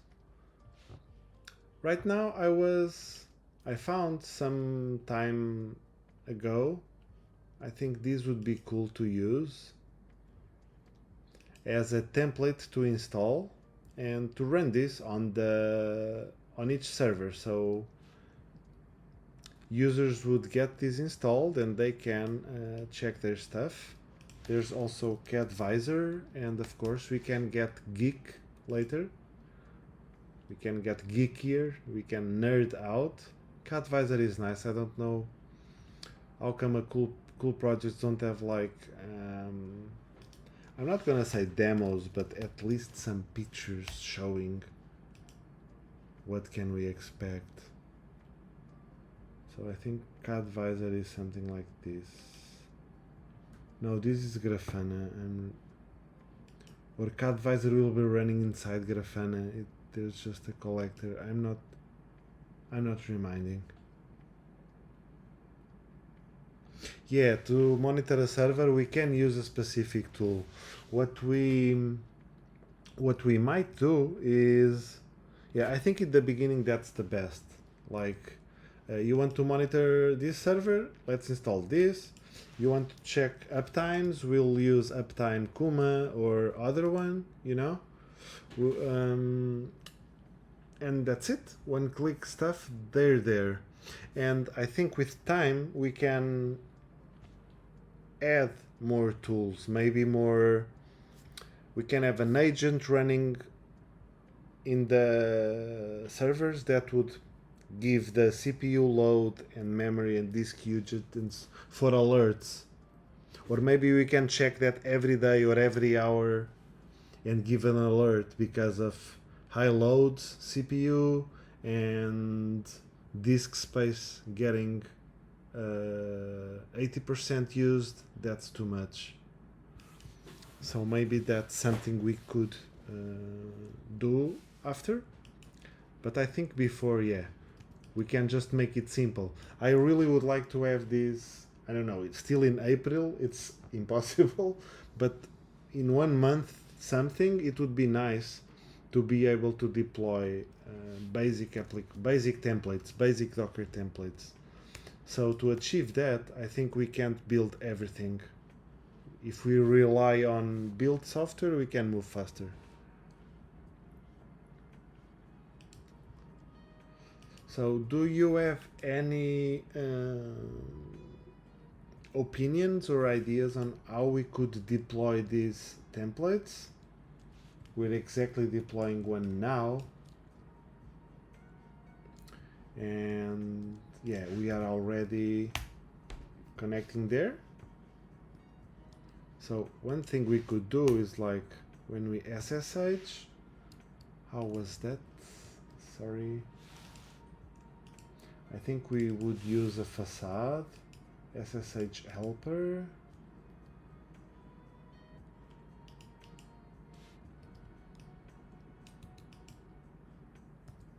Where is this used that? Ah, we are resolving it. Okay, not using the facade. Okay. So what we can do here as well is we can have the SSH helper as well.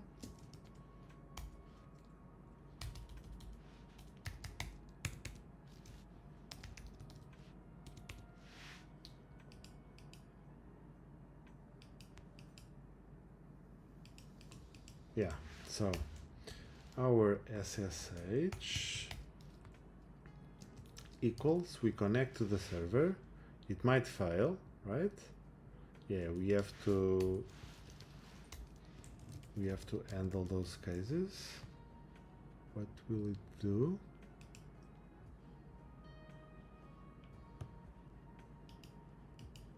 Yeah. Oh, right, we are logging in there. So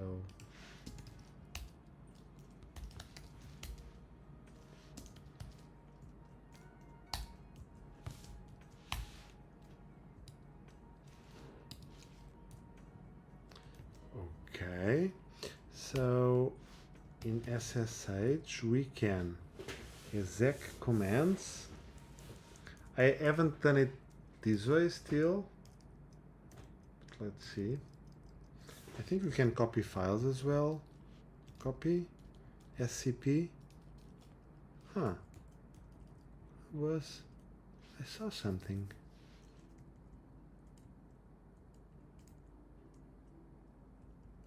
Yeah, never mind. Let's exec. And I wanna, so right now I wanna pwd, see where we are. And let's see that output.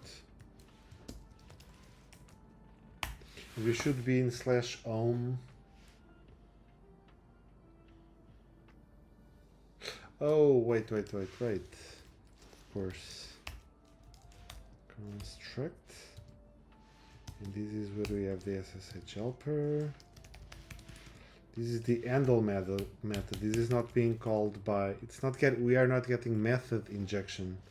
So we'll have it on the, we have the container doing that work for us on the constructor, but not on this method.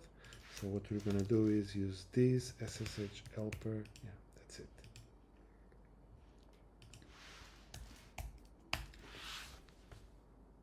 Yeah, so we are connecting with Alfredo, just wanted to be sure. And that's it. I'm able to do Docker PS.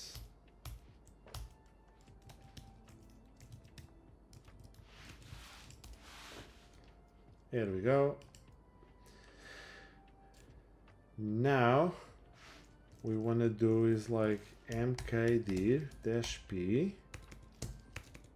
and then it's going to be the server, the spaces. There's the space path attribute. So spaces path. it's the server, spaces folder path, and we are wanting to do the slug. So the space path that we're going to make, it's gonna be the concatenation with the slug, and we are going to make that folder as a start. No, not like so. It's not JavaScript. Sometimes I write JavaScript in PHP and vice versa. So if I were to refresh, we made the folder, probably.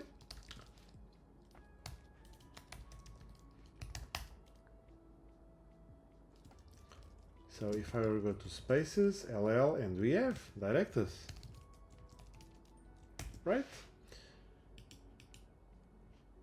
So -p will create folders in between if there are missing folders, and now all we want to do is to copy that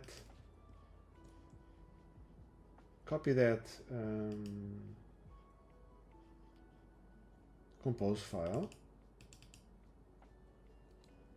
We want to copy this compose file and we want to run it.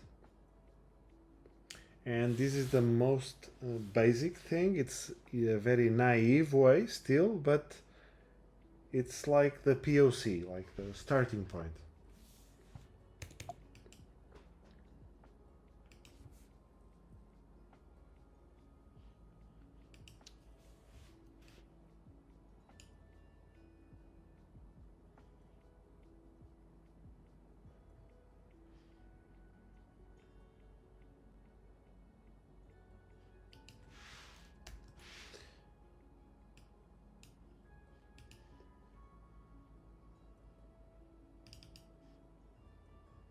And I want to check the documentation because I would be able, yeah, we could use Ansible as well to copy files and folders and things, but I think if we keep with simple bash, we can get away so very well as well.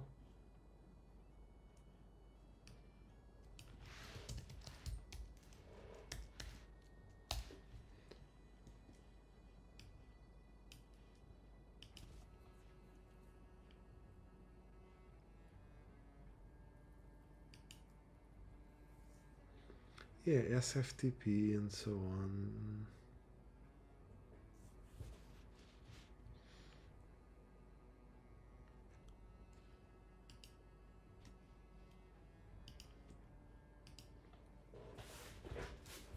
Ah. So maybe what we want is not SSH.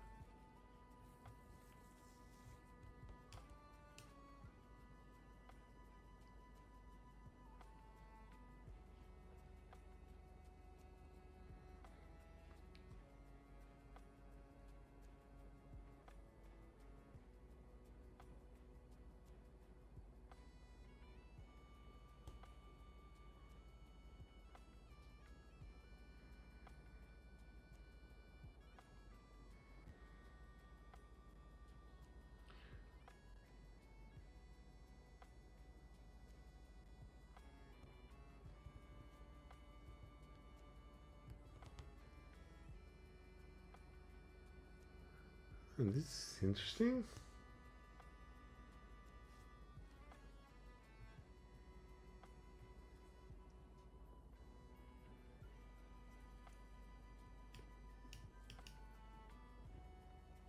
But this, yeah, on the CLI SSH read.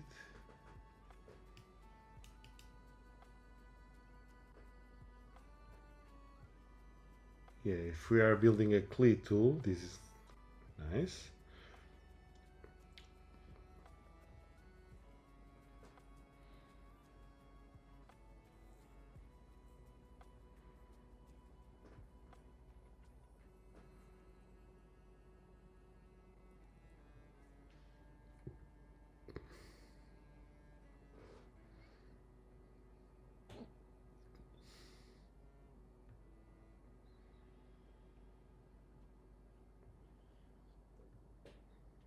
Okay, cool. So if I wanted to put a file, oh, I would have to call SFTP to put that file. Uploading strings versus files.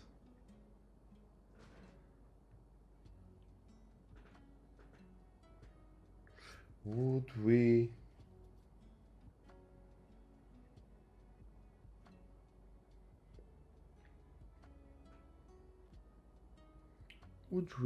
do two connections for that, or could we just put a file?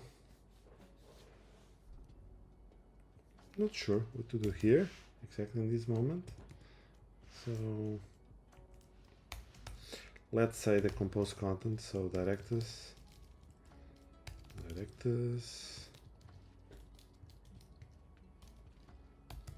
compose content equals file get, and now it's the resource path. I guess it's spaces directors docker compose.yaml. So this is the content, and if I would want to write to the server on the space path,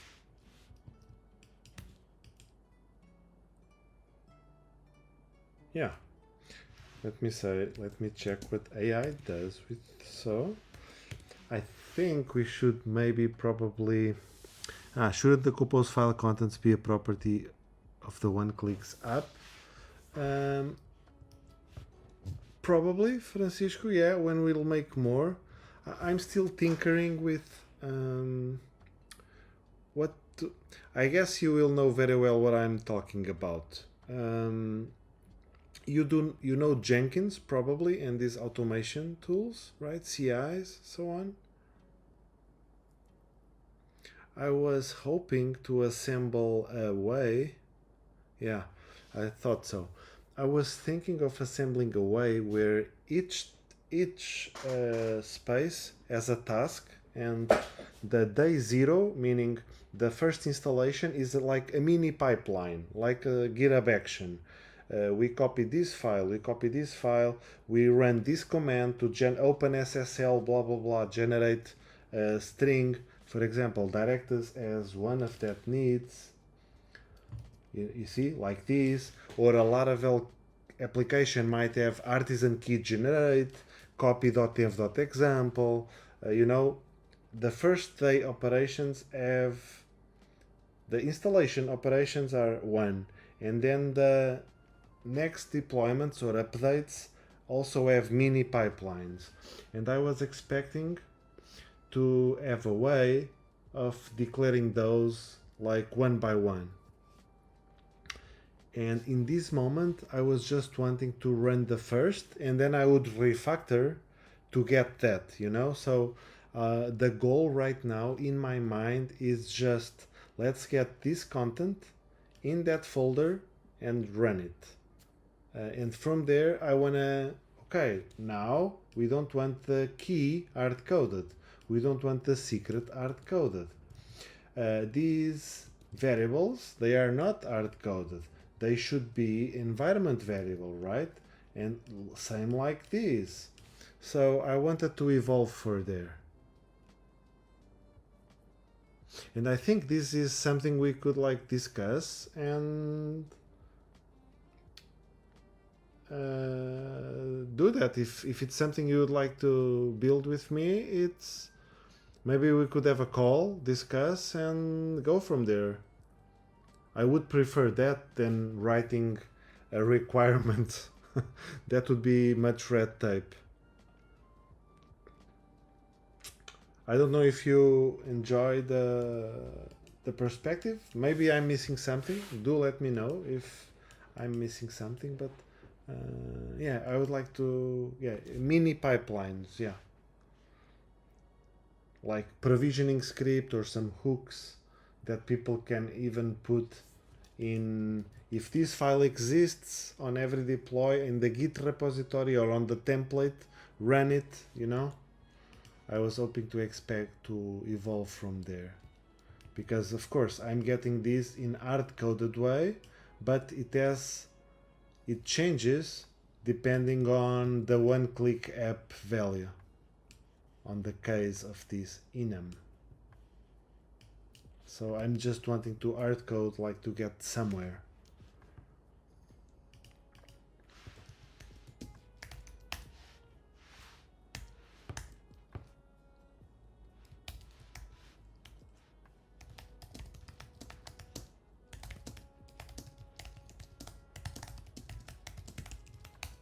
Does that make sense? Is that something you would like, or you prefer just by writing?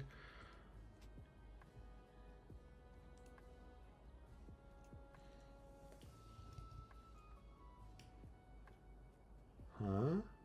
Oh, they want to start an FTP for that? I was more thinking we would base 64 encode it and then do that. Do the reverse only by SSHing, but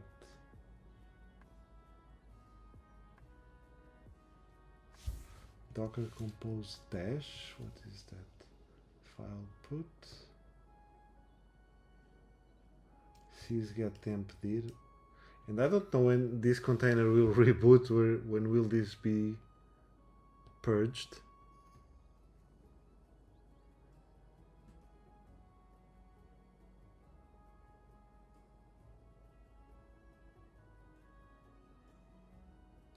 Yeah, but I guess I can try it. Directors compose content, we have it. So let's see what we have here. Oh, it's not here, it's here. So what we're going to do is we have the content, but hey, we don't need okay, maybe this will be a template. So yeah, let's go with a temporary file. I like it. Prefix docker compose dash. Oh boy. File put. Okay, we'll put that. Get sftp not found. Oh, it's not found. So as per docs, sftp. Oh, SFTP with username and password. No, we want to use keys.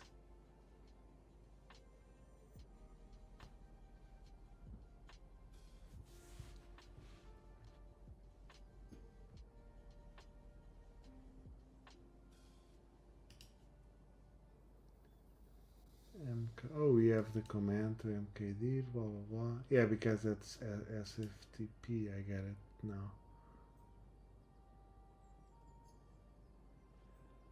Oh no. Oh, we give the username and key. Okay. So I guess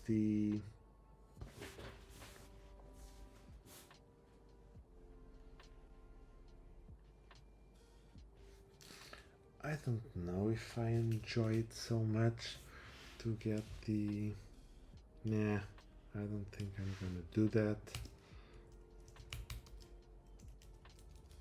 I don't think I'm gonna do it. Did you enjoy this, Francisco? The suggestion by AI, I didn't much. So we can exec. we can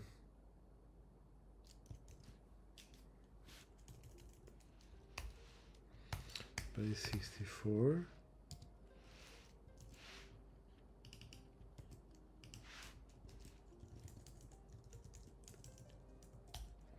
We want to get that, and now we want to like, I'm trying to understand what you want to do, to where you want to copy the file. Okay, so I want to get /home, so it's this folder, space path, right? So in /home /Alfredo /spaces /directors. So this is the slug directors, and this is the location. And finally here I'll want to have I still don't know exactly, but maybe an alfredo.yaml file, so we can have some settings that we can read later. And here, so let's forget this. Sorry I mentioned it. Let's just have it like so, docker compose.yaml. This, I want to have this content right here. That's it. As basic as that. And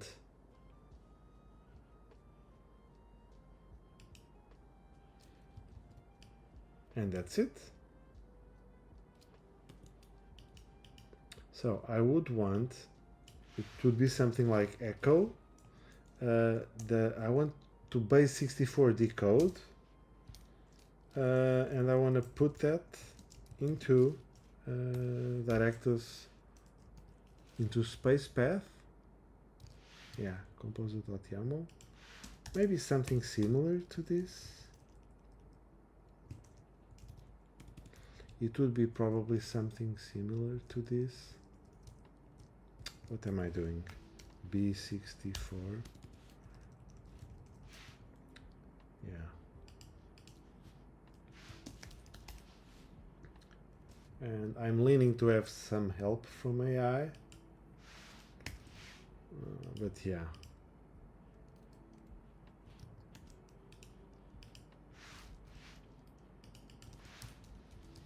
I want to echo. I want to take the base 64 encoded content, decode it, and write it to a file.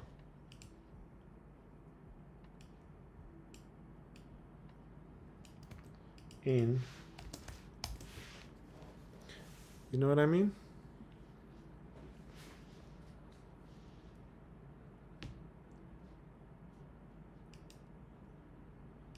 Yeah, echo by piping base 64 minus D.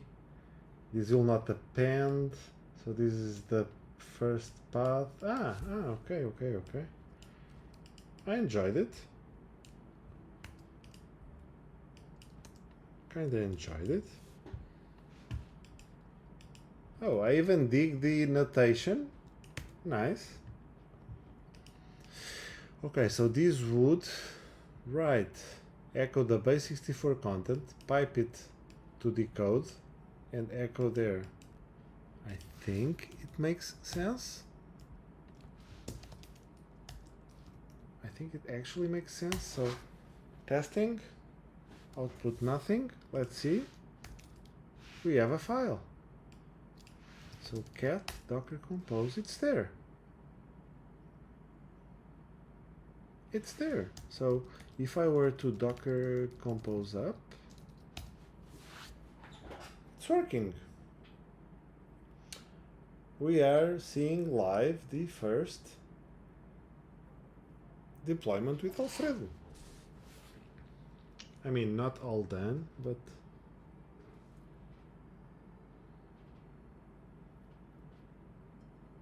yeah, and I think the next test must be with something like Nginx, just a 20 megabytes container. just to test something to work.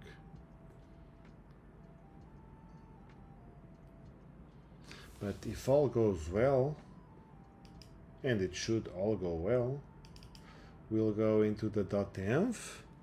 Very cool. Thank you, Francisco. So if all goes well, failed to register layer, no space left on device. Oh no. Oh no.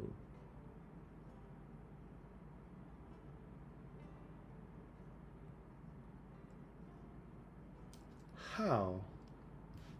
Yeah, I didn't define in local VM multipass the VM space. Don't I have space? Yeah, 271 gigabytes, right? System volumes data available. Yeah, 300 gigabytes, so run tunnel.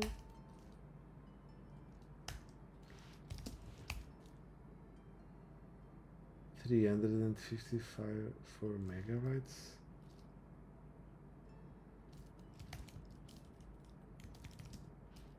So cd spaces, directors. Oh man, why did this have to break the bank? I was so ready to see it working. Oh, the version is obsolete. So yeah, I guess we can remove that.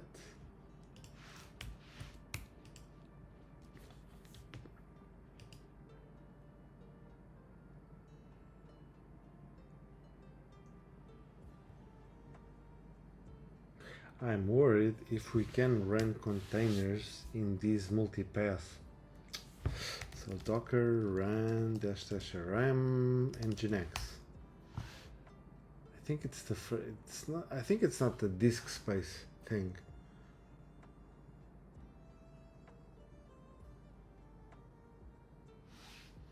But it seems. I don't know, but now it seems it worked, right? So what's the VM? What's the VM blum? Domain is 6511. So what? Wouldn't it be on port 80 or 8080? Huh. So run tunnel, cd local VM, run tunnel, we run the VM, and now this is the VM, right? Yeah. Run nginx.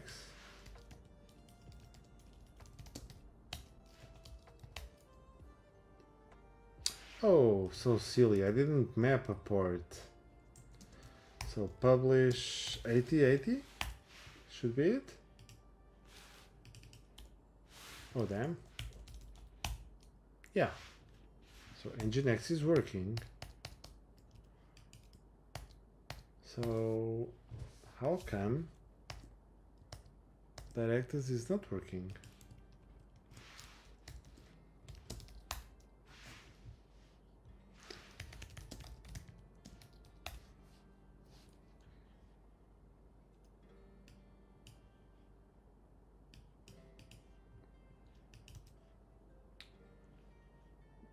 Ten point six directors self. I don't know where I get. Oh, no, it's not that old, I guess. It is a little bit old, but is it a bug in the image? I don't believe so. Oh, so now this is another. So nano docker compose. 11.5.1 docker system prune docker image prune -af Even Docker system prune. Okay, so Docker compose up dash D.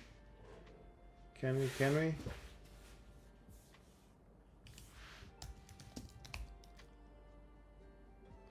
Available 900 megs. So maybe it is space. I'll check on how to make another VM with more space. When we create the VM,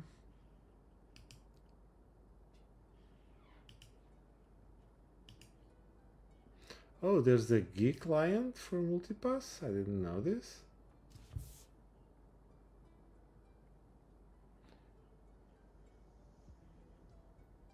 Okay, cool. So, yeah.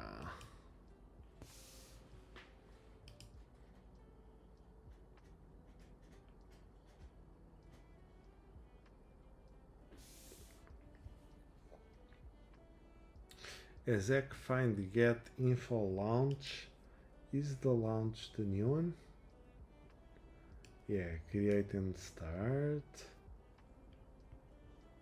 Okay, so we'll have to put -d or minus disk, and let the default is 5 gigabytes. And isn't that enough? Isn't that enough? I'm finding this a little bit weird, but okay, let's run with that. So we can run VM destroy.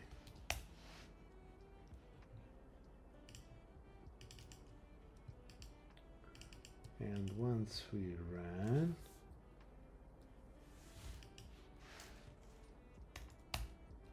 oops, not like so, blah blah blah. Oop. Multi-line command. Minus CPUs, no, but minus. What's the default? 1. Yeah, we can give it 2, no problem. Minus disk, 20 gigs. Okay, that's more sensible.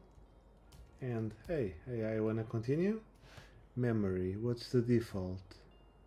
1 gigabyte. Yeah, let's give it more. Network we don't need. We have the cloud in it. What else? Okay. Let's see if this got us in a better situation. So it's VM create. Minus mem long option is deprecated in -- memory. Okay.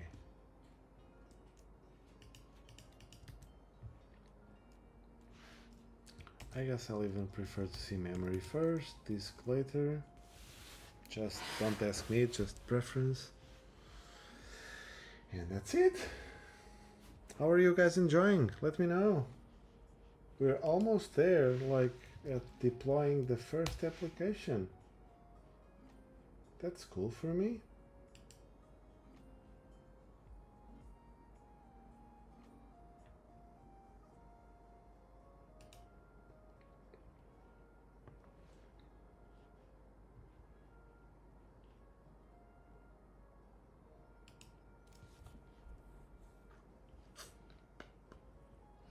This takes a couple of minutes, I'm sorry for that.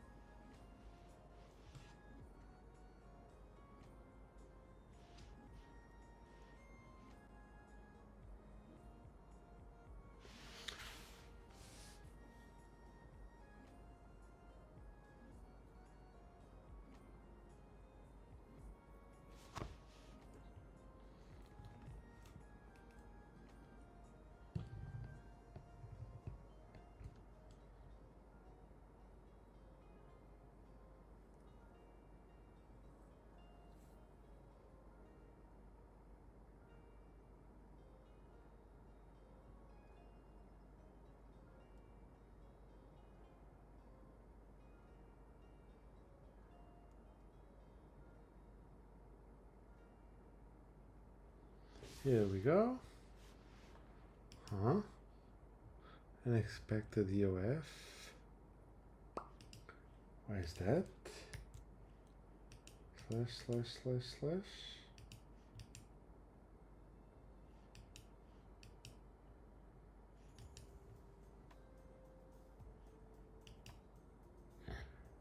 Was it because I was moving things in the middle? I don't know. Let's run tunnel. Here we are. No spaces directory. Let's run the test again.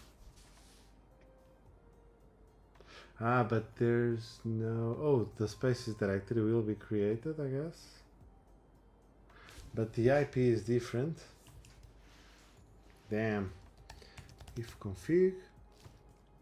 Oh. IP address, what's the name? No. IP? I can't remember the... never mind. I'll just multi-pass info, and I think the IP address grows one more, yeah. So instead of 12, 11, that's 12. I could also potentially get this in runtime. But let's see what happens. We got empty. So what do? Yay, we have a spaces directory. We have a directors directory. And a compose. So if I were to docker compose up, let's see if we now have space. Oh, I even forgot to run tunnel. Run tunnel. Run. df-h, and we now have 16 gigs, so we shouldn't have space problems anymore.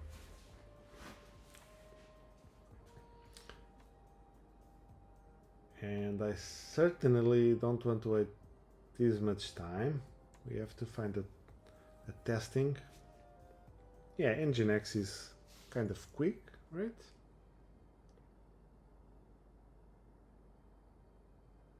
Tell me you work, tell me you work. Come on.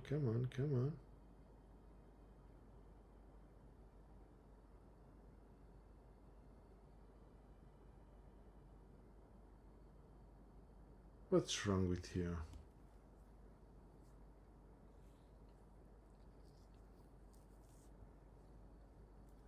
Finally. But I saw some exit code. What was that?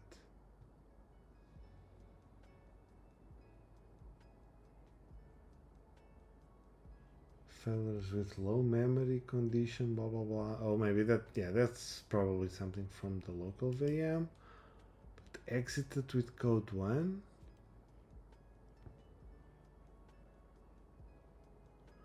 Ouch. So maybe this is not good for testing, right?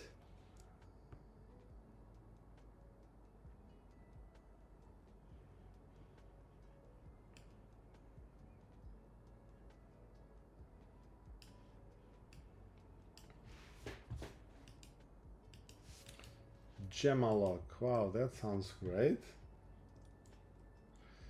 VM.max map count growing steadily. OMG. Am I looking at C++ or what?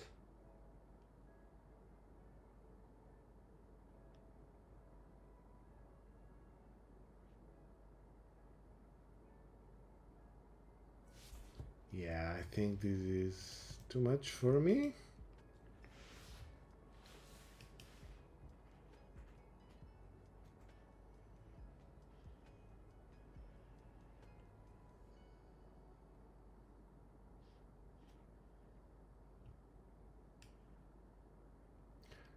Should we...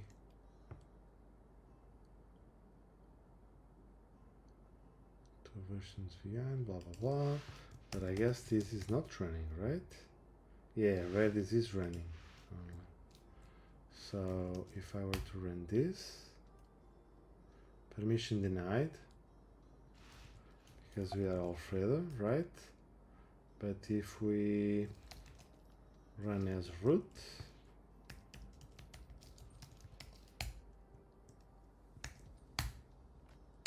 Okay. And now I go into Alfredo, tilde, spaces, directors, docker compose up, database exited as well.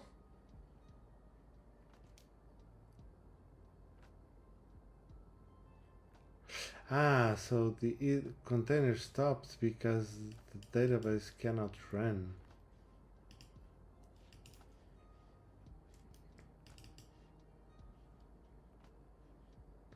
Ah, because it's PostGIS. Oh, silly me. Yeah, so this is, oh, no, damn it. So, yeah, I even wrote this probably. Oh, damn. So docker compose stop. I will cd directors. Yeah. Docker compose down -v. I guess I can run the test again, and that would cut docker compose, and it should be uncommented, and it is. So I can start PostGIS for ARM. So docker compose up.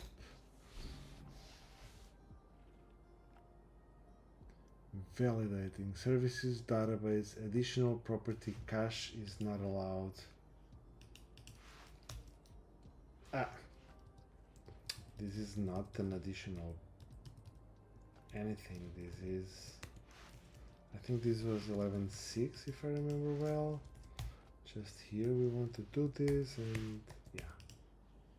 So if I were to test, this would paste, blah blah blah. Yes.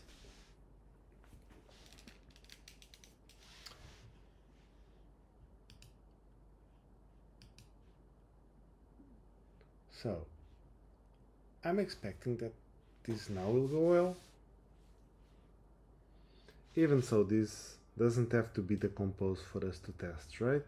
We can just deploy whatever compose we want, right? It doesn't have to be these directors. Maybe I can find one more, a smaller thing. Now what's failing? Yeah, still database. So I guess, well, it doesn't have to be PostGIS. It can be Postgres, right? 17 Alpine, yeah, for example. Did I change it? Yes. So let's put it, let's upload it. And now up, it will, yeah, it will now pull database, which doesn't exist. And hopefully this will run well on, yeah, it will, because that's what we run. But again,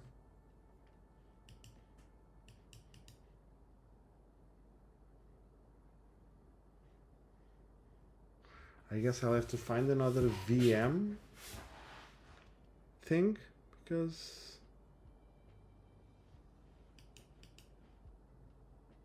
or what is this going on?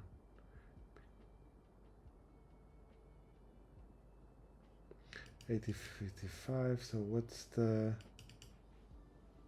DB port? Host called database. Ah, but of course, no. But where's the network? How do they speak with each other? I mean, I'm not happy. And where is database for this? Oh, we can even have these. Maybe it's a SQLite database? Probably. Yeah, it is. So we can probably replace with secure random value, etc. Yeah, we don't. I don't know why oh, I do know. I got that file from an older project, so never mind. Let's forget I did that. So now it's working. No. Unable to open database file. Docker compose -v.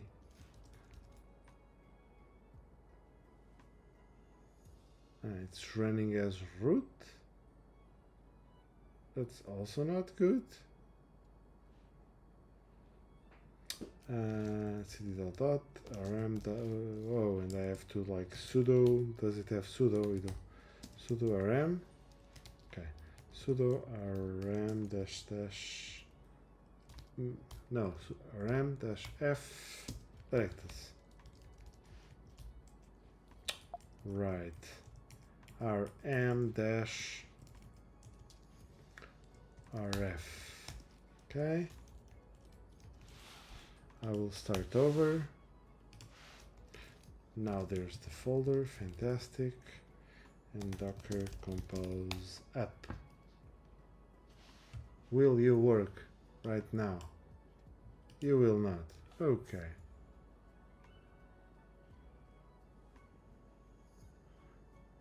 Why? Yeah, this is getting too much. Yeah. Out of the context for the stream. This is something related to the VM, because if I were to go into the, I think, so cd resources, even to the older, yeah, I ran it in the other stream. I ran this file and it was running well. Spaces, directors, and I'll just run it here, and it's running. Bam, it starts the system things, and yeah, it's there. I could use a more recent image, but if I were to visit 8055 port in my machine, I can use directors already.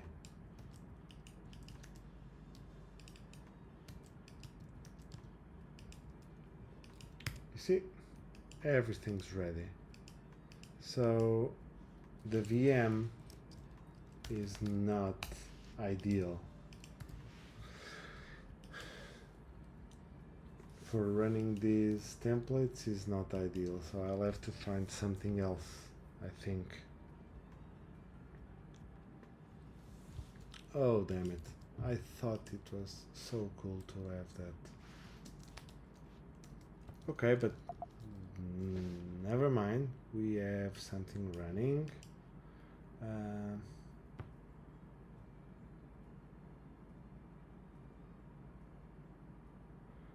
I guess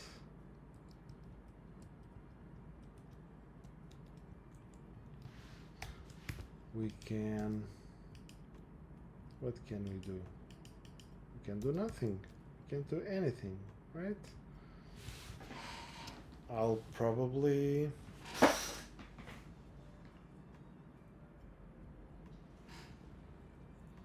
have to find another VM provider.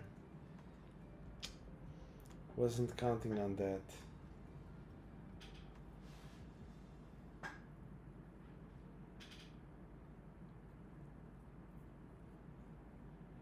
It's hard to virtualize a VM and having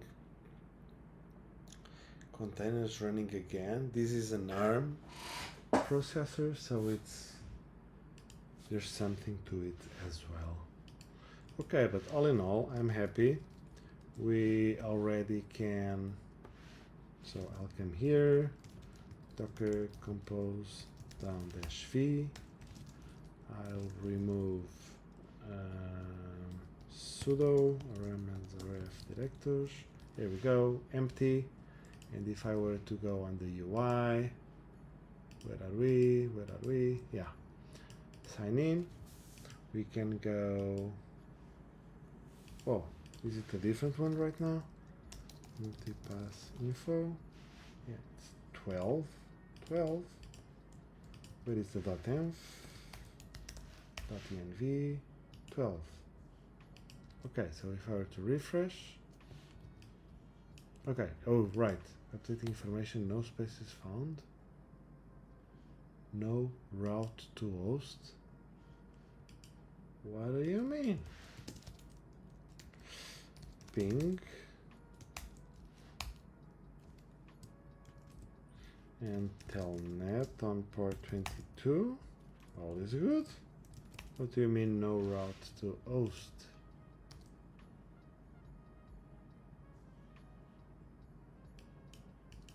Oh, and these no spaces found, it's immediately showing because it's 0. And we can't have that. Manage spaces.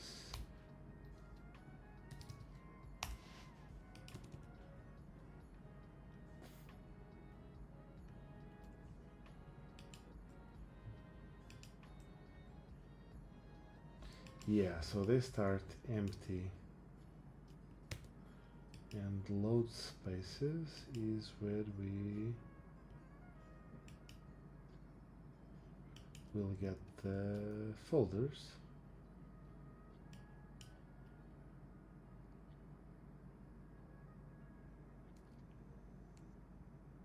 We will get the spaces folders. So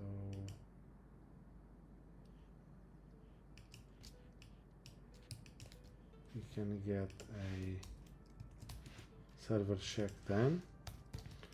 Server check spaces list performed. False.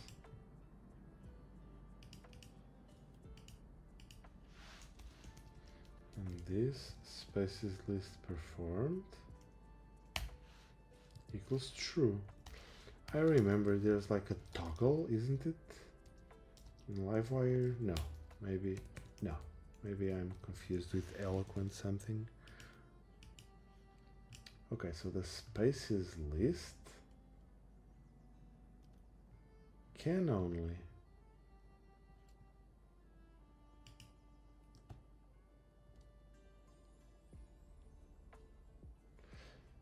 right.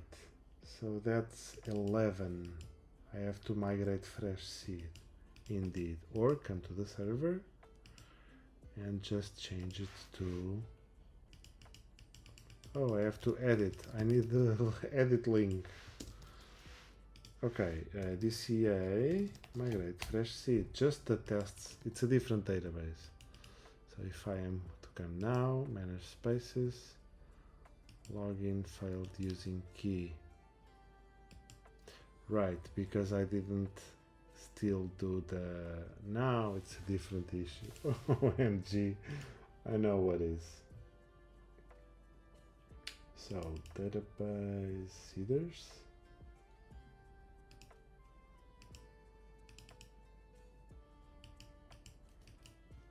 Because I didn't put the keys already configured. Yeah, doesn't matter, we'll do the normal thing, generate invitation link. We still need to put this beautiful, but hey, it works. We'll just install the key. What happened? Didn't I? Oh, because I SSH'd. Yeah, we need to run tunnel. OMG. Now it's installed. So now we can manage spaces.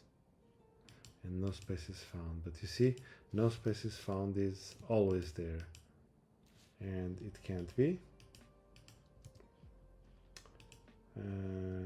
What it needs is,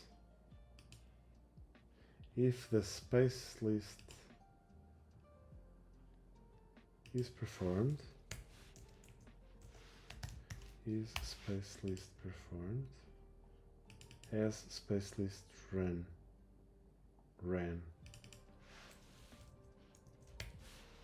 as space list ran. So only after it ran, yeah, so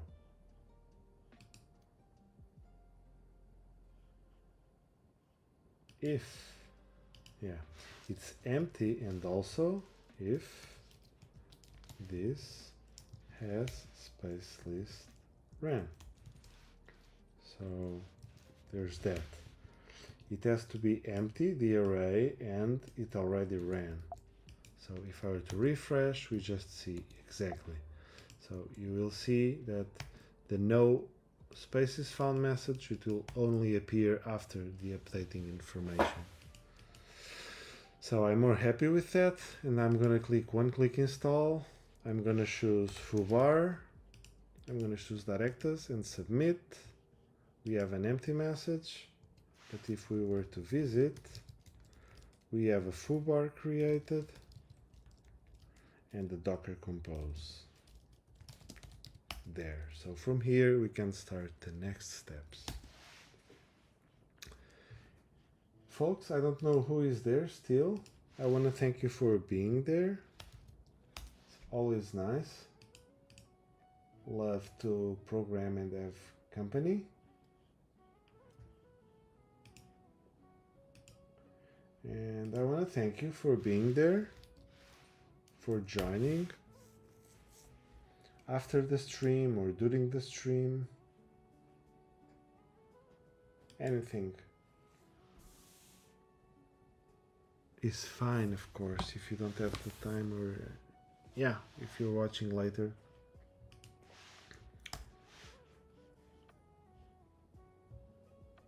So I'll be heading out, so I'm not sure if I was clear, so I wanted to give some final seconds. So maybe you want to say hello, goodbye, I'm sorry. Or maybe you're already gone, everyone. There are still people, but maybe you don't like to talk so much, and why is that?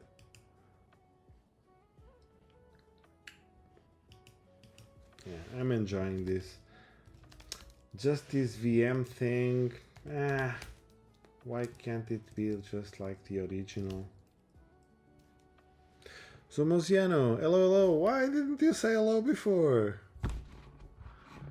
Francisco Barrento is still here, thank you. I thought you had to leave for a second, you were not. So Mosiano, you should say hello before. You just say hello when I'm going away. How much time you are there? Say hello before. I like to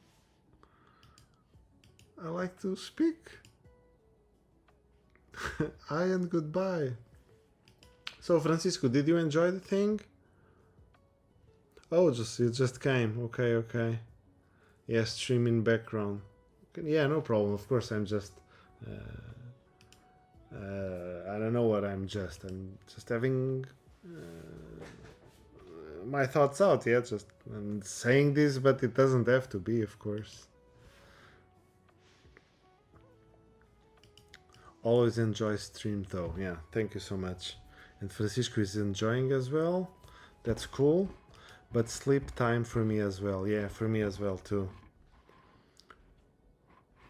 I'm getting used a little bit to work more in the evening because it's that time where like life is stopped, nothing interrupts, so I'm kind of enjoying. The mornings are tough, but I guess it's just to getting used to it. So I guess I can just commit the things and be happy. I love coding in the night when I have energy. Yeah, that's gotta be there. We need that energy. Yeah, if we are drained, then it's better to just not do anything, of course. I'm gonna go into the resources, spaces, directors, and I'm gonna dc down -v because we have some files, yeah. We have to remove. So DataDB, it's something we have to remove because it was created. These directors, I will commit with this file, but this will have to change. Okay, we updated the VM, but some other VM has to come into place because it seems this is not able to test things properly. Okay, so I'm gonna push it all. I'm out of energy, so instead of doing a couple commits, Oh, it's 2 a.m. there. Yeah. And you work tomorrow. Where are you calling from?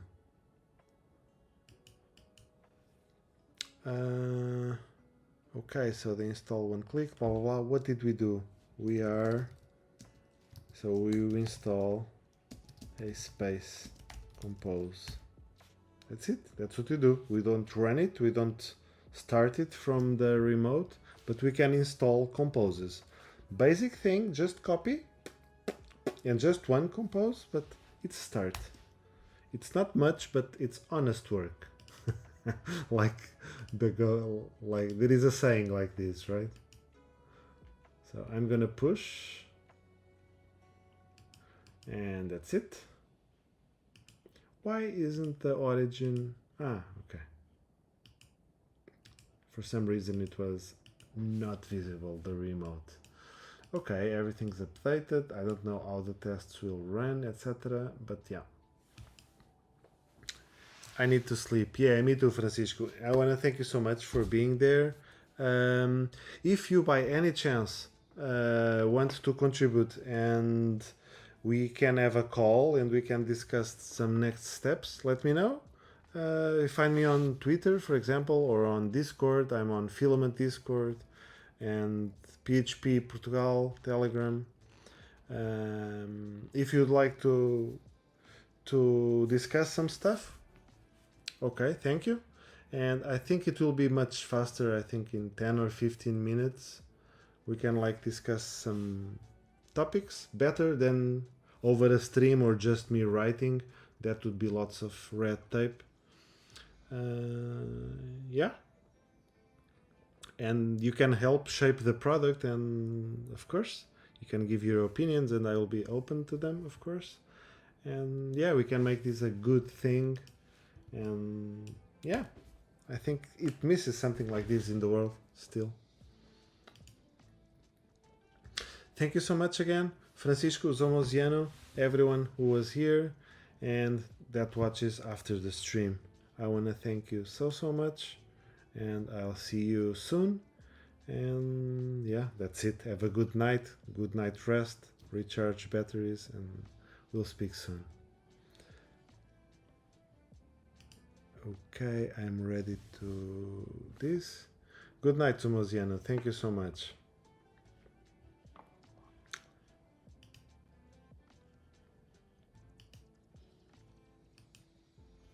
Good night, Zomoziano, Francisco, and have a great day tomorrow. See you. Bye bye.